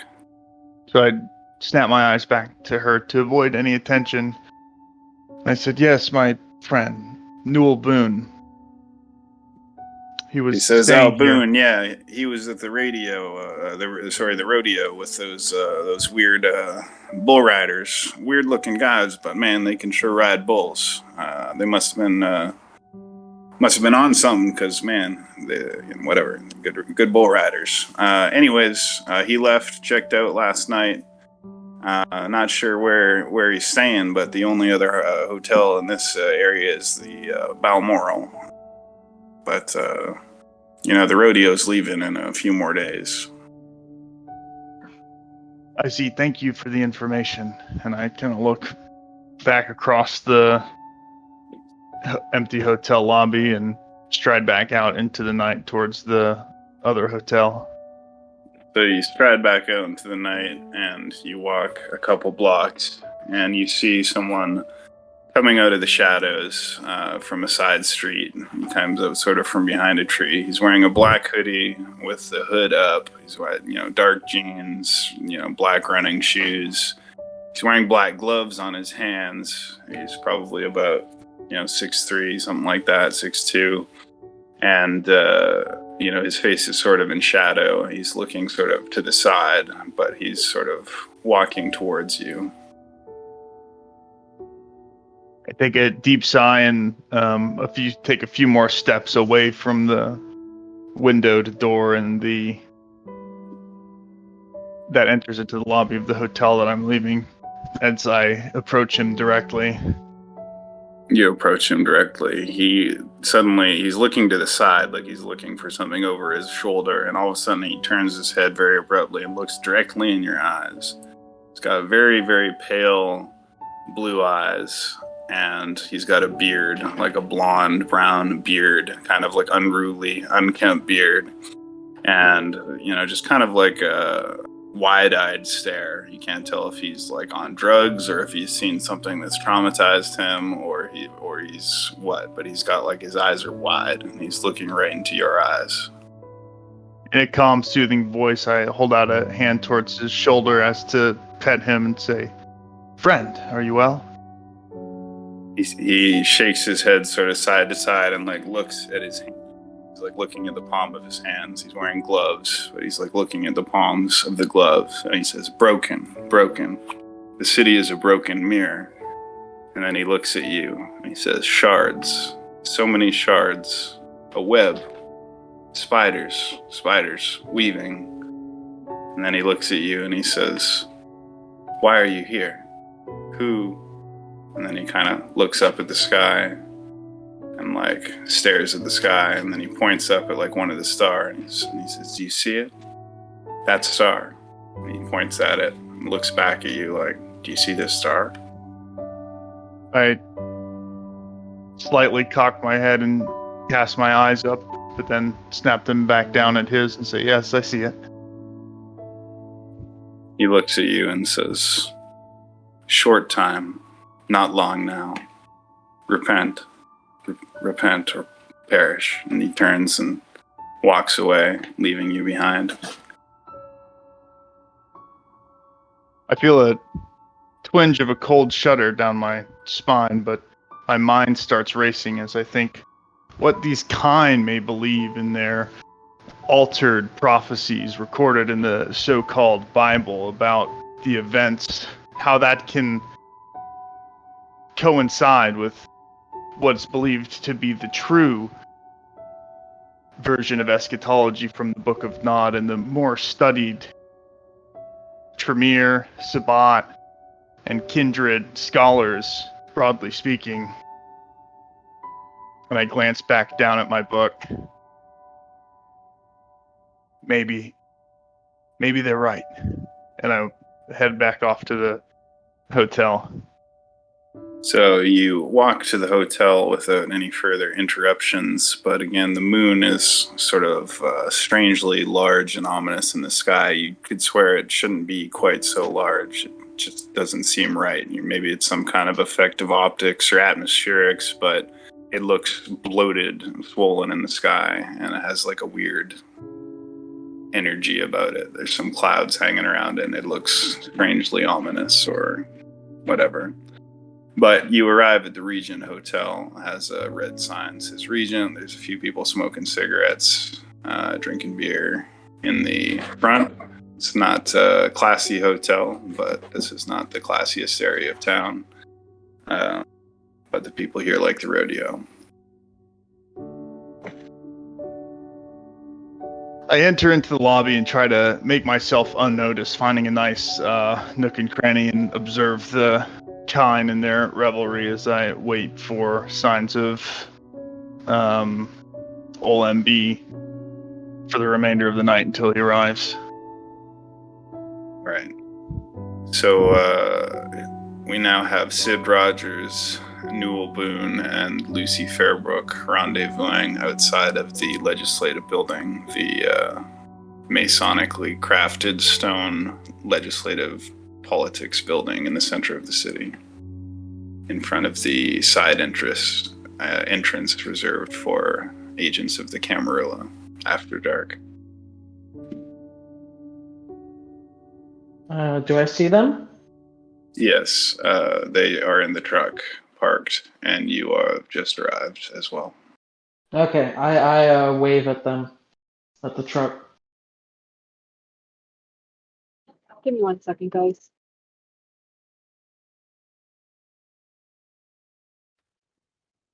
I'm just gonna text Shad while we're waiting on Lucy, basically saying, it's like, I don't know what's going on or where you're at, but we're over at the legislative building. We caught ourselves a wolf pup. Anyways, I just fired that off. No response. Yeah. Wait, did you say that to me? Put some music on. I don't have your. Oh, I see. Are you there, right there, like in front of us, or what? Yeah, I'm in front of the Yeah, truck. you guys are By the truck. rendezvous. Okay, I'm back.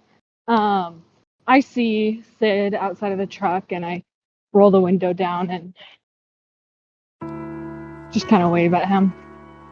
I wave back. I say I didn't get kidnapped tonight, at least. That's an upper. I say, what is that kid doing there? I stop the truck and, you know. I kind of laugh. I texted him. Yeah, so the reason you didn't have anybody after you is because of the fact that I had people guarding the property. Oh, so you're saying I shouldn't have left? Well, we're here now, and we're at the building, right, Shogun? Yep. So I hop out of the vehicle, motioning Newell to grab Michael's body. Yeah, I grab Michael's corpse to do because his hands are still tied together. I do a fireman's carry with him, and All right. Oh. So you enter through the side door. Yep. Okay. So you pass a casual-looking security guard. He's sick. He's wearing a purple turban and a vest, security vest. There's a partner with him who's a white guy. And they are standing there, and they kind of nod knowingly you as you go in the door, carrying the body draped in a, whatever tarp, as you carry it up the stairs to the prince's audience chamber, in which he meets with medium or lower level functionaries.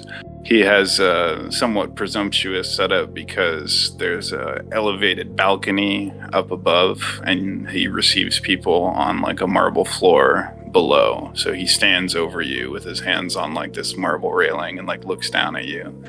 He is also wearing a purple turban, a very high quality gray suit with a purple handkerchief in the right pocket, silk.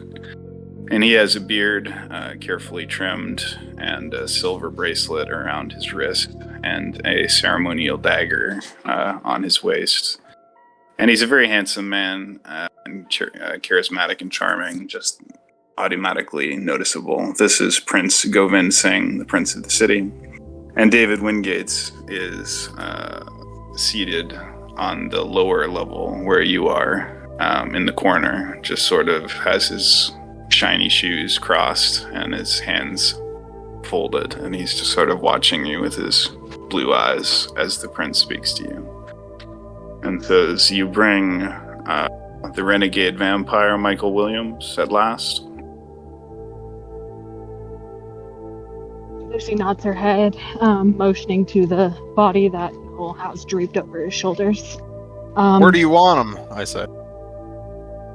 So David Wingates makes a gesture at a man standing nearby, also wearing a suit, who steps up and takes the corpse or body out of your hands and carries it out of a side door. And David, Govind Singh, the prince, looks at Lucy, who answered, and says, "Then you have solved one problem, and for that I am grateful." And then he pauses and looks in turn at Newell, Sid, and Lucy, and he says, "But I fear you have created one or two more. The intelligence I have is that there was an exchange of firearms in the territory of Cagliostro Claw, and that Litu Levain was wounded in the exchange." He pauses and looks back at Lucy, and he says, "Predicting the behavior of ancient beast like Cagliostro is difficult at best, but we are concerned that he may retaliate, and when and where he will make his presence known we can't predict, but he is an ambush predator, and he may take this as a violation of his domain. If he responds in kind, he could strike where he's least expected." She waits for him to finish, and once he's finished, she looks over at David Wingate and then back at the prince and says, "I have more information that I'd like to give David in private that could possibly be a solution for this entire situation." So Govind Singh looks at you and says, in private, anything you can tell David, you can say here. This is my inner chamber. It's more of the company that is currently with us. And she kind of looks over at Sid and then over at Newell and then back to them as if in a silent word that possibly has to do with the individuals with her. So Govind nods with like an understanding look in his eyes and turns without a word and walks out of your sight, away from you. David gestures towards a door behind a desk and opens it and indicates that you should come in with him. She looks at Noel and Sid and says, "Excuse me for one moment. I'm going to switch to my computer. Hold on." And she follows after them. So Lucy walks through the door in the back of David's office, or at least this reception area in Govind Singh's inner chamber. It's a very nice, mahogany, whatever, leather decorated room. He sits down at the opposite side of a desk. There's the head of a lion mounted on the wall behind him, and he gestures at the seat on the other side of the table for you to sit. Meanwhile, servants approach Sid and Newell with drinks appropriate to them. One is a glass of champagne for Sid, and the other is perhaps a glass of wine for Newell. And they begin sort of talking to you about polite pleasantries and kind of distracting you while this conversation goes on. Okay. She takes a seat in the chair that he motions to her, and she composes herself, and her composure is well balanced, as Toreadors usually are. I wish to speak in private with you two because the actions that were taken these past couple days were not specifically of my own choosing. I would not have gone the route of using firearms or of destruction. That would have fallen into the choosing of Newell Boone, which I believe he was brought in on this project as per your request, correct? And he nods and says, with my approval, as your bodyguard, I was to understand. It was Elizabeth's idea.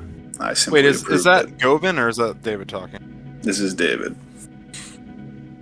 Correct. In which the situation could have possibly taken a turn, and I would have liked him to step in, but when we approached the scene, he had pulled his gun and immediately fired it at Li-Tu. There was no discussion that could have been held. There's nothing I could have done to stop him.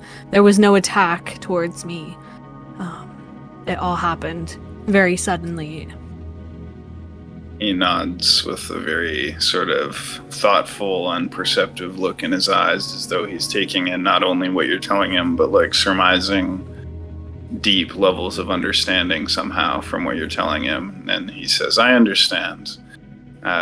He was quick on the draw, and you're not to be blamed. And he says, it's not so much Newell who concerns me, although he certainly seems to be a rogue, a loose cannon, from what I've heard.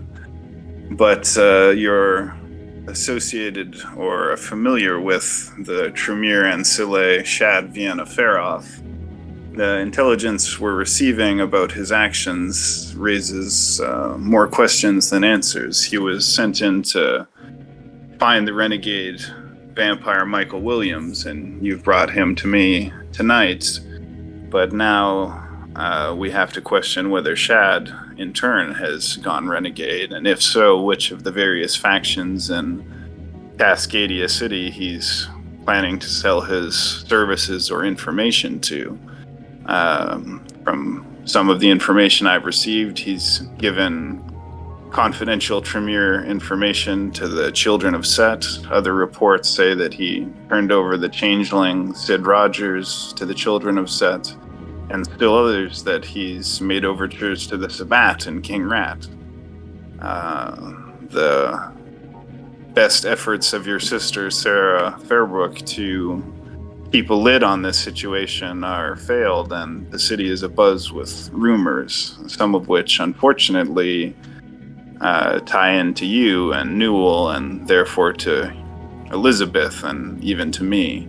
As you can understand, this is a delicate situation, and we need to control it and spin it carefully if we want to avoid at least further embarrassment and at worst a fracture in the masquerade. Yeah. She nods her head, just recounting the actions that's occurred the past couple days. This entire situation, I know that I was brought on to keep balance and to keep it friendly, but there's people that I cannot control. And if I were in your position, and forgive me for making such blatant statements, but I would use Newell as a bartering chip to essentially appease the big and little claw. A bartering chip, he says, with interest. Explain. I mean, he is the one who made a connection with Litu in the first place, but then attacked humans in such a fashion that was unacceptable. And then this situation that just occurred tonight, there was nothing I could do to stop him. She was there, she saw me, there was a lot of chaos that occurred, but I'm unsure of their specifics, but if you maybe bring Newell to them, there's a possibility that that could maybe bring some level of peace. I know Shad lit a fire, and that's a whole nother thing in his entire... She just kind of shakes her head, just at a loss of words for what Shad has gotten up to just in the last 72 hours. She lets out a sigh. Anyways, Shad, I don't know how to deal with Shad, but this specific situation with Newell, maybe we can use him as a token and give him to them.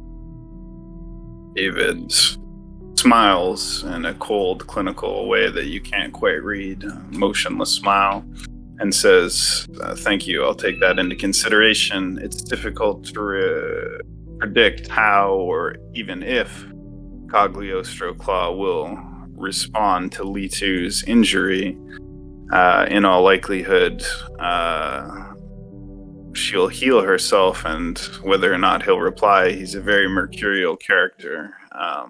Some say his actions are random, others say that there's a pattern to it that we can't understand. But for now, I need to rein in my erstwhile agent Shad, and I'm wondering if you can gather information on him to confirm which, if any, of the various rumors that I'm hearing are true, and to keep an eye on him. Because if he were to turn Sabat or anti-Tribu, that would only further reinforce the perception that the Camarilla is losing control of Cascadia City. And the reports that I'm getting are that the Sabat, the Anarchs, and the Independents are all taking advantage of the chaos in the city to push their own political agendas. So if indeed it's Shad who's being the fire starter that's stirring up the Serpent's Nest and the Hornet's Nest, then I need him either brought back under control, or I need to know what he's up to, or we need him brought in for, at the very least, questioning to make sure his intentions still align with the Ivory Tower. Do you think that you can make contact with him and perhaps keep a leash on this character, or at least keep me informed on his actions, and make sure that he doesn't critically undermine our interests? Of course. Do you happen to know where Shad might have been last seen? I've tried calling and texting. I have not heard from him. He nods and says, yes, his current location is the Balmora Hotel. The same hotel that your comrade or compatriot Newell Boone has rented a room at. Shad has been waiting there since 13 or 31 minutes ago. She nods her head. All right, I will be heading that direction. What I've said about Newell is not in any hard feelings. I just want to keep the peace, and he is not of my clan. David nod and says, I understand, and if a pound of flesh has to be paid, I understand what you're saying, and we'll make sure that the right pound of flesh is taken. This won't reflect on you or your clan or your Cyrus. We understand that you did everything you could to neutralize the situation. He says, I have one last question. Did you by any chance have any contact with the Garu of Wildwood Park? The lupines? She nodded her head. I did see them in their true form and their human form. They warned me that what occurred and has occurred in Wildwood Park is not going to be tolerated, and there is the possibility that there may be another uprising on our hands, but I think if we stay to our own territories that we can quench that fire. He nods and says, thank you for this information and for your service to Ivory Tower. And he kind of sighs, although you think it's kind of like an artificial gesture since, he doesn't even breathe. And, he's wearing like a very expensive watch, and he kind of holds his wrist with his other hand. He looks at you and he says, I know it may seem at times like membership in the Camarilla is nothing more than one dangerous or difficult task after another. But I ask you to remember the sacrifice that we make is for the good not only of all kindred, but of all kind. All kind. Without the masquerade, there would be anarchy, bloodshed, and the hunting and extermination of our kind. So all of us collectively must make a sacrifice in service of the Ivory Tower for the good of all. Do you understand? Absolutely. She nods her head. Thank you for your time. I'm going to make my way towards Shad now. Okay, so you make your excuse or your goodbye to David Wingates. As you leave, you see the Prince Govind Singh looking down at you with an inscrutable expression on his face and in his eyes, just watching you as you leave. And you, Newell, and Sid get back into Newell's white truck and drive to the Regent Hotel, where you see the familiar face of Shad Viano Ferath holding his heavy book standing in front of the hotel, as a few other miscreants smoke cigarettes and drink beer in front of a vendor. By the way, I was talking to the Prince Govind Singh about hunting like the whole time. Cool. So yeah, you were talking about his various hunts in Africa and so forth. Right, but anyways, we're Shadows now. I believe I was in the lobby attempting to be stealthy, but as I see the party approach, I'll make my way to the front and address OLMB. I was hoping to speak to you alone as I look with an arched eyebrow to Lucy and turn towards Sid. And I'm so glad you've come here as well. Please don't leave. Ooh, A word? me? Yeah. Oh no. I get noticeably scared. What do you need? Chad? I turn back towards Olembi and say a word, if you don't mind. Yeah, so I take Shad with me to my hotel room, and I just start getting my clothes ready and stripping off my old clothes. I got the bathroom door open, and I'm showering off all the blood while he's in the on the bed or whatever in there. You have a shower and wash the blood from your vampire claw cuts on your chest underneath your vest. And sorry, did you guys have some kind of conversation there? Yeah, well, this is going on like I'm saying, what's going on, Shad? Shoot. As I'm sure you're now aware, the city is extremely volatile, and the members of the Camarilla, based on my own behavior, I don't know if I can trust them. We spoke briefly before about your ranch, and I understand you're planning to leave town soon. Could I come with you? Well, yeah, I am planning on leaving town soon. I actually sent Troll and GT, back down to Utah today. They took the cattle trailers and the camping trailer. I was just trying to tie up some loose ends here, but, I mean, shoot, you're always welcome down there. You got a passport and all, I assume? Sure. I guess for vampires, it doesn't matter much. And thank you. I would really appreciate not just the safety, but some time to study. I'd like to take the child with us as well, Sid. Well, that's up to him. I mean, he's his own man, and yeah, I was planning on leaving today. Like tomorrow, first thing. Well, I'd like to unpack some of the mysteries concerning his nature. It would probably benefit him to know them, but I am a little bit concerned about our Toreador friend. Oh, what's wrong with Lucy? As I mentioned, I'm not sure who can be trusted, and I'd like to feed lower members of the Camarilla misinformation concerning my intentions. So since you don't have much of a dog in the fight in this city, I never intend to betray the Ivory Tower, but I see much to be gained by going undercover. The first thing I need to do, though, is understand why now. Why now are the Sabbat rising up? What do they know about the prophecies?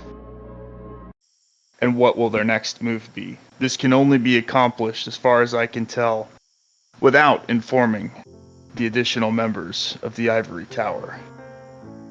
Well, shoot, if it ever gets too hot here, you could always go to Arcadia City as well. That may be sooner in the future than I'd like to admit, but a month or so of quiet would really be helpful. I just want to see what the next moves on the chessboard are, away from prying eyes.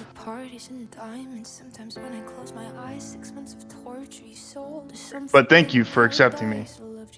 I have everything I need with me. I'm going to be leaving tomorrow. Yeah, so, I'll give you a call and, get your things or whatever you need from the Chantry or whatever you go.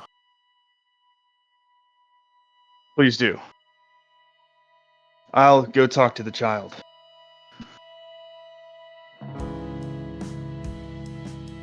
So I go back down to the lobby and say, Sid, I'm so glad that you managed to survive. That ritual, it wasn't supposed to go that far. Oh, it seemed like it was gonna go farther. Seemed like they knew what they were doing. And soon we will too, I say as I thump the thick cover of the book that I stole from the ritual. I think the best way to keep you safe is to understand exactly why people are pursuing you. And now we have the means to do that. Would you accompany me to the Tremere Chantry? Where is that? Oh, it's on campus. But I would like to keep you private. I would like to make sure your whereabouts are not known.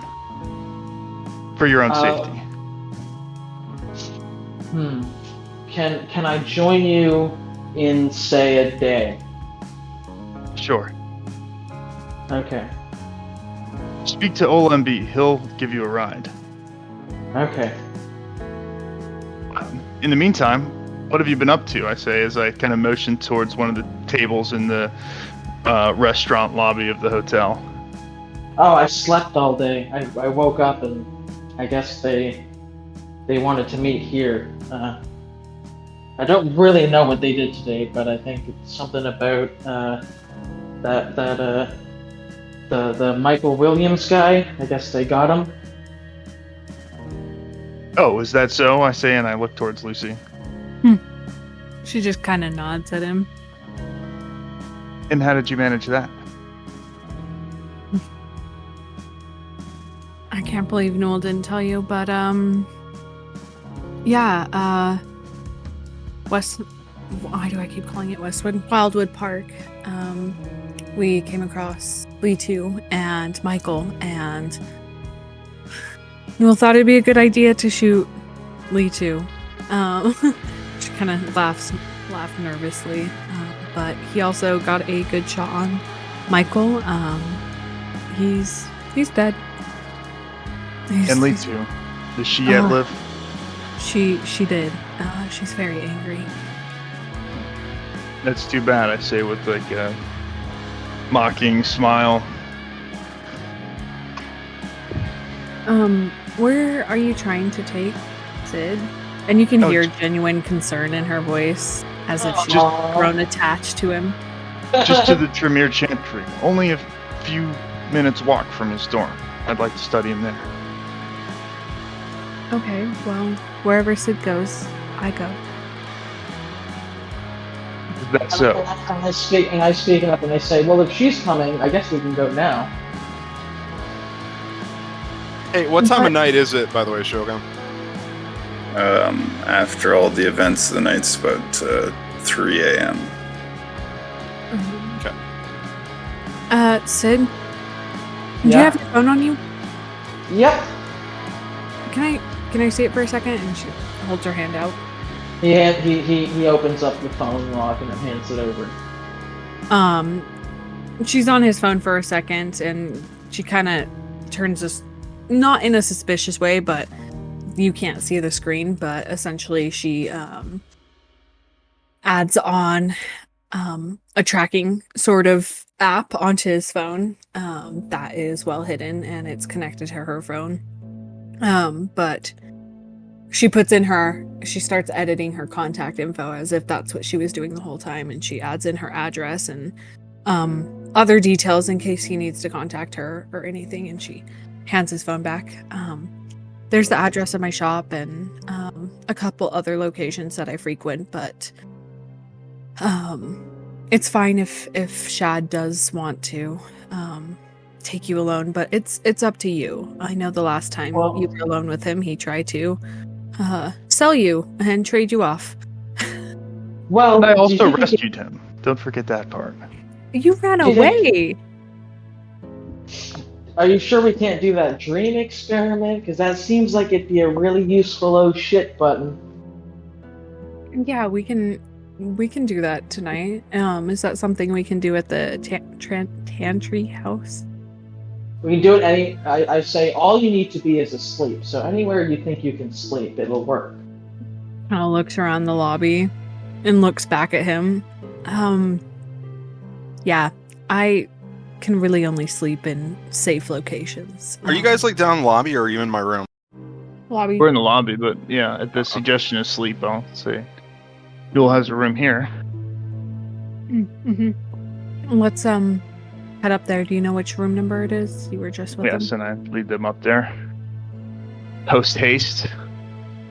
them. So you By go the up way- to New. When you guys Mhm. get in the room, the door is open, but I'm actually like already kind of asleep because I'm trying to heal. Oh, right. Yeah.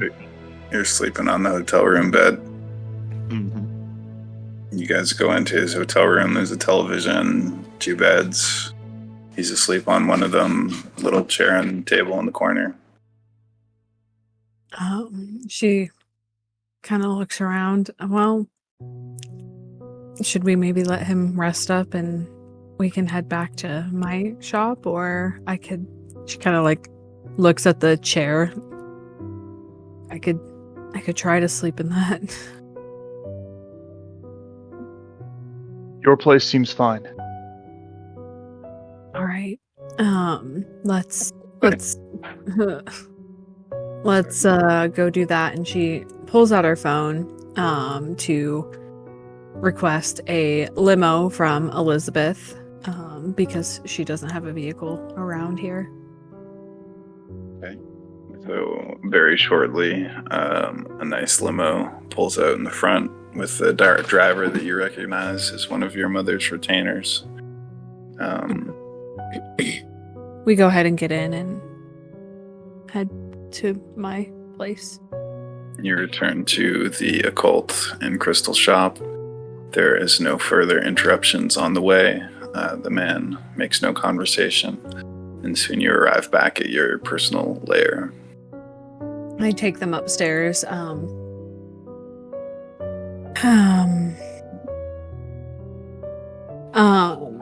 We enter upstairs, and I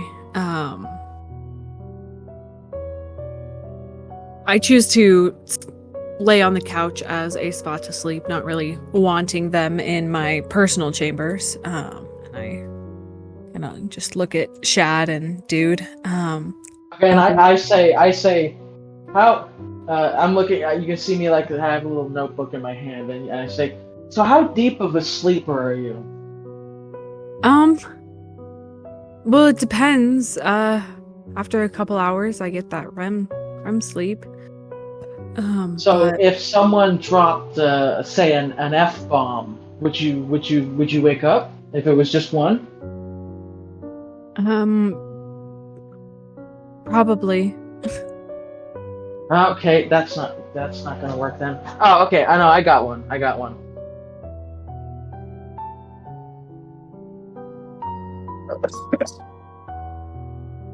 Oh, and after noticing the silence, he says, "Oh, you see, there's this thing. I guess they call it the dreaming, and that's how I can do magic, by drawing the power of this into the world.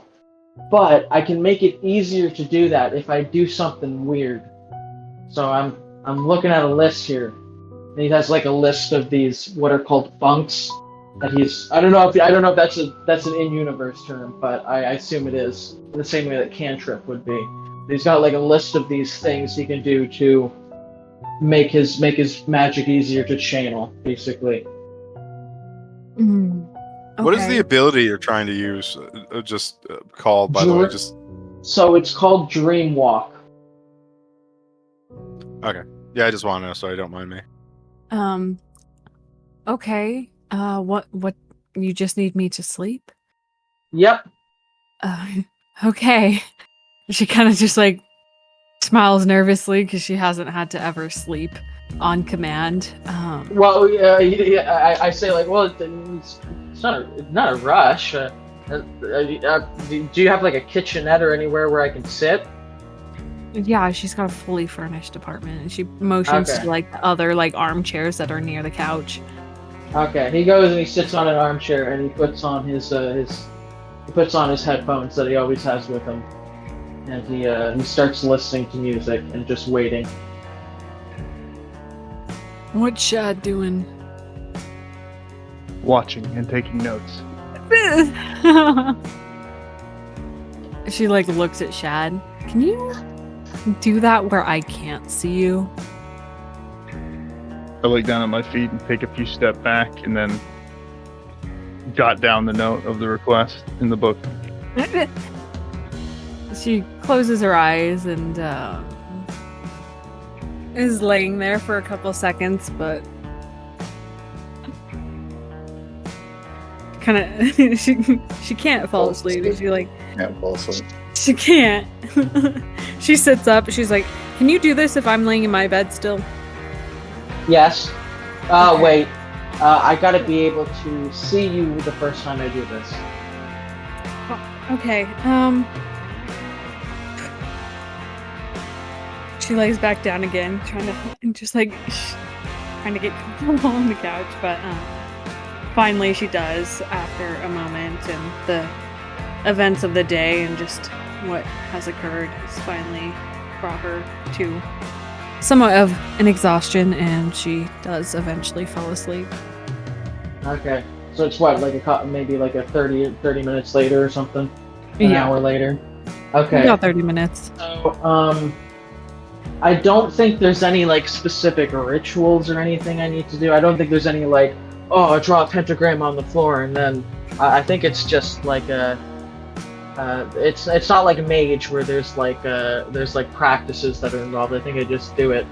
But the way so I'm going to. It says here, a -1 bunk is say a word backwards 3 times. So I'm going to whisper tack tack tack like cat backwards, and that reduces the difficulty modifier by 1. Which means that the default is 7, which means I have to now roll a 6 to get this. So I'm, basically the way it works, Shogun, is I roll,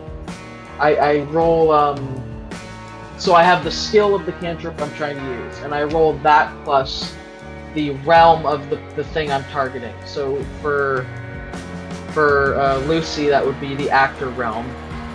So 1 sec. So, sheets for games in. Give me 1 moment.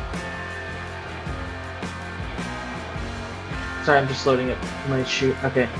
So I would roll the 3 I have in Oneiromancy plus the 2 I have in Actor for a DC of 6 in order to get this right. Get it? You understand? Sure. Okay. So World of Darkness rolls. And if you want me to post a screenshot of the book of the rule I'm referring to. That's fine. Yeah. Okay. So /roll d10 count. So I have just double check this, make sure I get this right. 3 in Oneiromancy, 2 in Actor. So that's a 5. Come on. Oh. Okay. 10, 6, 9, 9. So you have 10, 4 6. successes. Yeah. Of course, when I finally get a bunch of successes, it's when nothing important is happening. Last game I kept getting 8s and 1s every You're roll. trying to connect psychically to her dream, right? Yeah, which means, so because this is a cantrip, I spend 1 point of glamour, which means I am now at 3. I'm actually at 4 now because I have that bonus one. And it says so here, what it says is the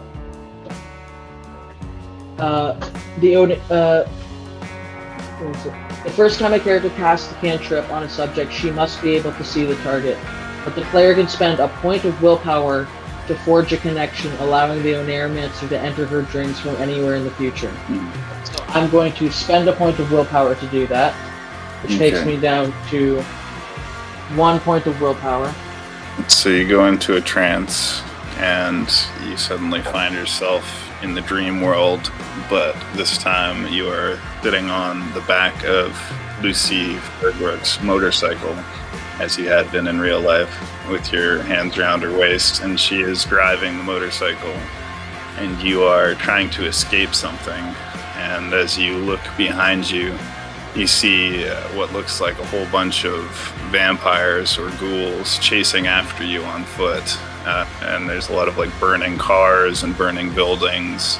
And it seems like some kind of like vampire riot situation is happening, and you're trying to escape on the back of this motorcycle. And Lucy Fairbrooke is piloting it with her helmet on.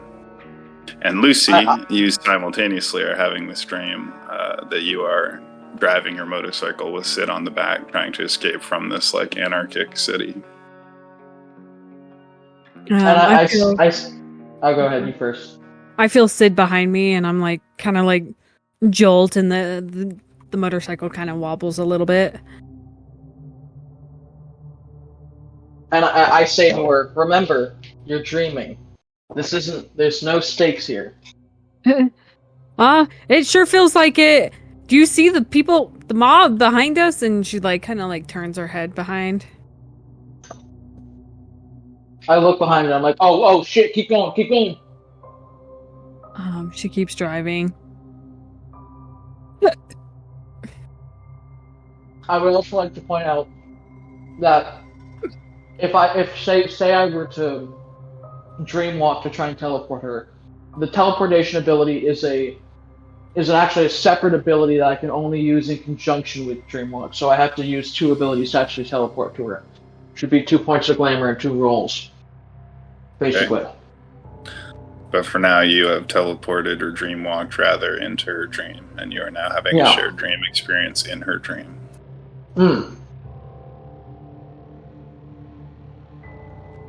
All right.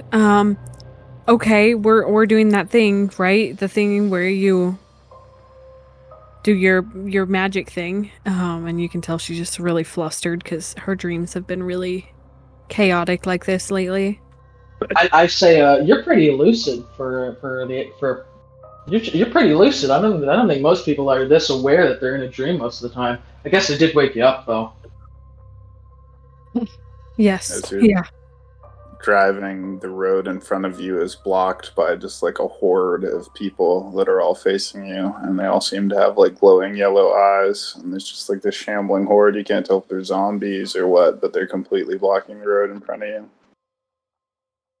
She kind of slams on the brakes of the vehicle. Can I wake up now? Is it done? I don't know. I think so. Okay. So the vampires chasing behind you are getting closer, and the ones in front of you are slowly shuffling forward, and you're parked on your motorcycle in between the two groups. So, are we in danger here? I don't know. Depends. Okay, I'm gonna wait a moment, but I have an escape plan if we need it. I have another spell I can cast. She, as the vehicle comes to a stop, she wills herself to wake up, and it takes a moment. She kind of has that like sleep paralysis thing where like she still feels like she's in the dream, but she's there, and Shad can see her foot twitching slightly, like she can't break out of the dream, but she's like slowly waking it up,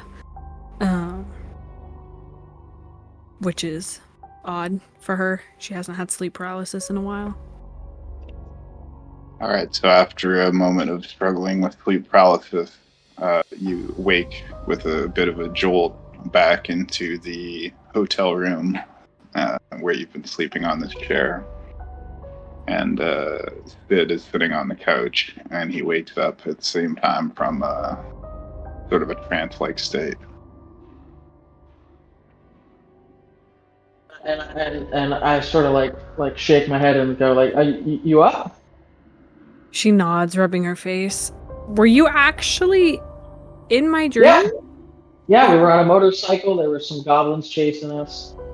We came to some sort of block in the road, and then we woke up. Okay. Yep, you are correct.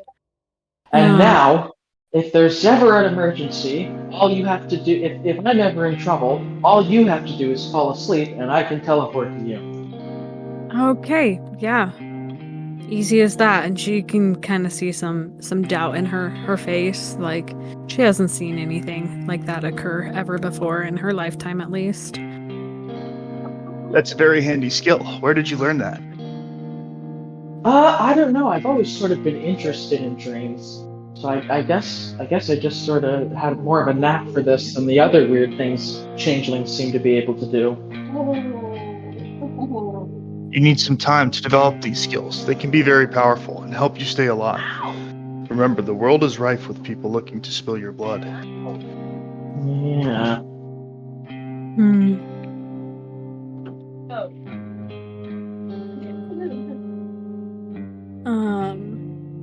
She just sits up on the couch and kind of looks at the two.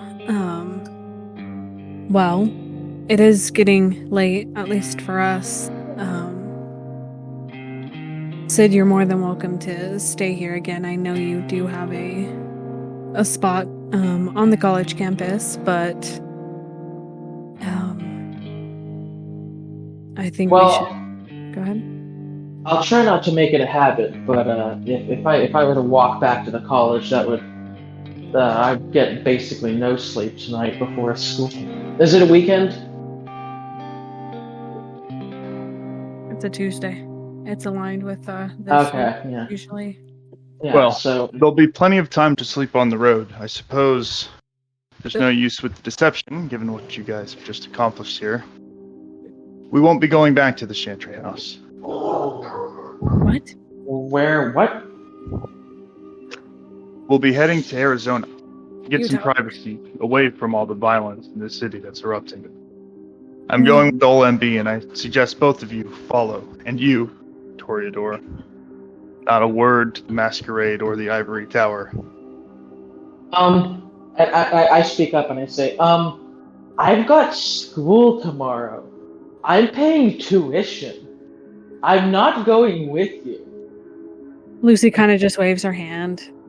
I'm not sure if you have figured this out yet, but it's our university. Your fees and your grades are all in the well-capable hands of the Ivory Tower. That and Besides, you have more important and immediate studies to attend to, don't you think? I sort of look at Lucy for like some sort of guidance or approval on whether or not I should go with Shad. It's She your just- safest bet. The most She sure place that you can stay alive while you learn how to grow in your powers. And we can find out who's really after you and why. she smiles and just nods and says, "Looks like we're going on a road trip." Okay. Road trip! Can we get like stacked chips, like Pringles or something? Those are the best road trip foods. I'm a vampire. We don't. Oh. You don't eat food? No. Don't you miss like sugar and salt and chocolate? Some people have very sweet blood. Oh. I see. Mm-hmm. Do we want to wrap it up here tonight then? Seems like a good idea, yeah. Sure. You guys have been playing Everybody- for 3 hours. You can get 7 points, I would say, at least, for this session. Thank you all for playing. It was fun. Hey, wait, Shogun. Beforehand, before the session ends, I actually wake up, while they had left my apartment. I go down to the front register and I hand the lady an envelope, and it says Lucy on it. And I say, hey, give this to my friend Lucy if she ever asks about me. And then I get into my truck and I drive as far as I can, and I sleep at a hotel. I get far out of Boy. Cascadia City. He You're, leaves. you're leaving without the rest of the party? Amen. You abandoned I us. thought they were planning to go with you to your ranch in Arizona. I'm leaving them. I'm getting out of there. Wow. Twist ending, guys. Jeez. Yeah. Cliffhanger. What the hell? Cliffhanger. All right. Well, Mr. Boone wakes while you guys are sleeping and departs. But he leaves a note for Lucy, I guess, at the door. And at that point, we'll pause the game session. Everybody can have 7 experience points. And thank you for playing. I will banish the Craigbot. You can find these recordings on the Temple Mount Discord server, YouTube, and BitChute pages. Temple Mount Official. This is already like the 10th episode. Thank you guys for playing. Let's keep it up. It's fun. God bless. Don't take the mark of the beast.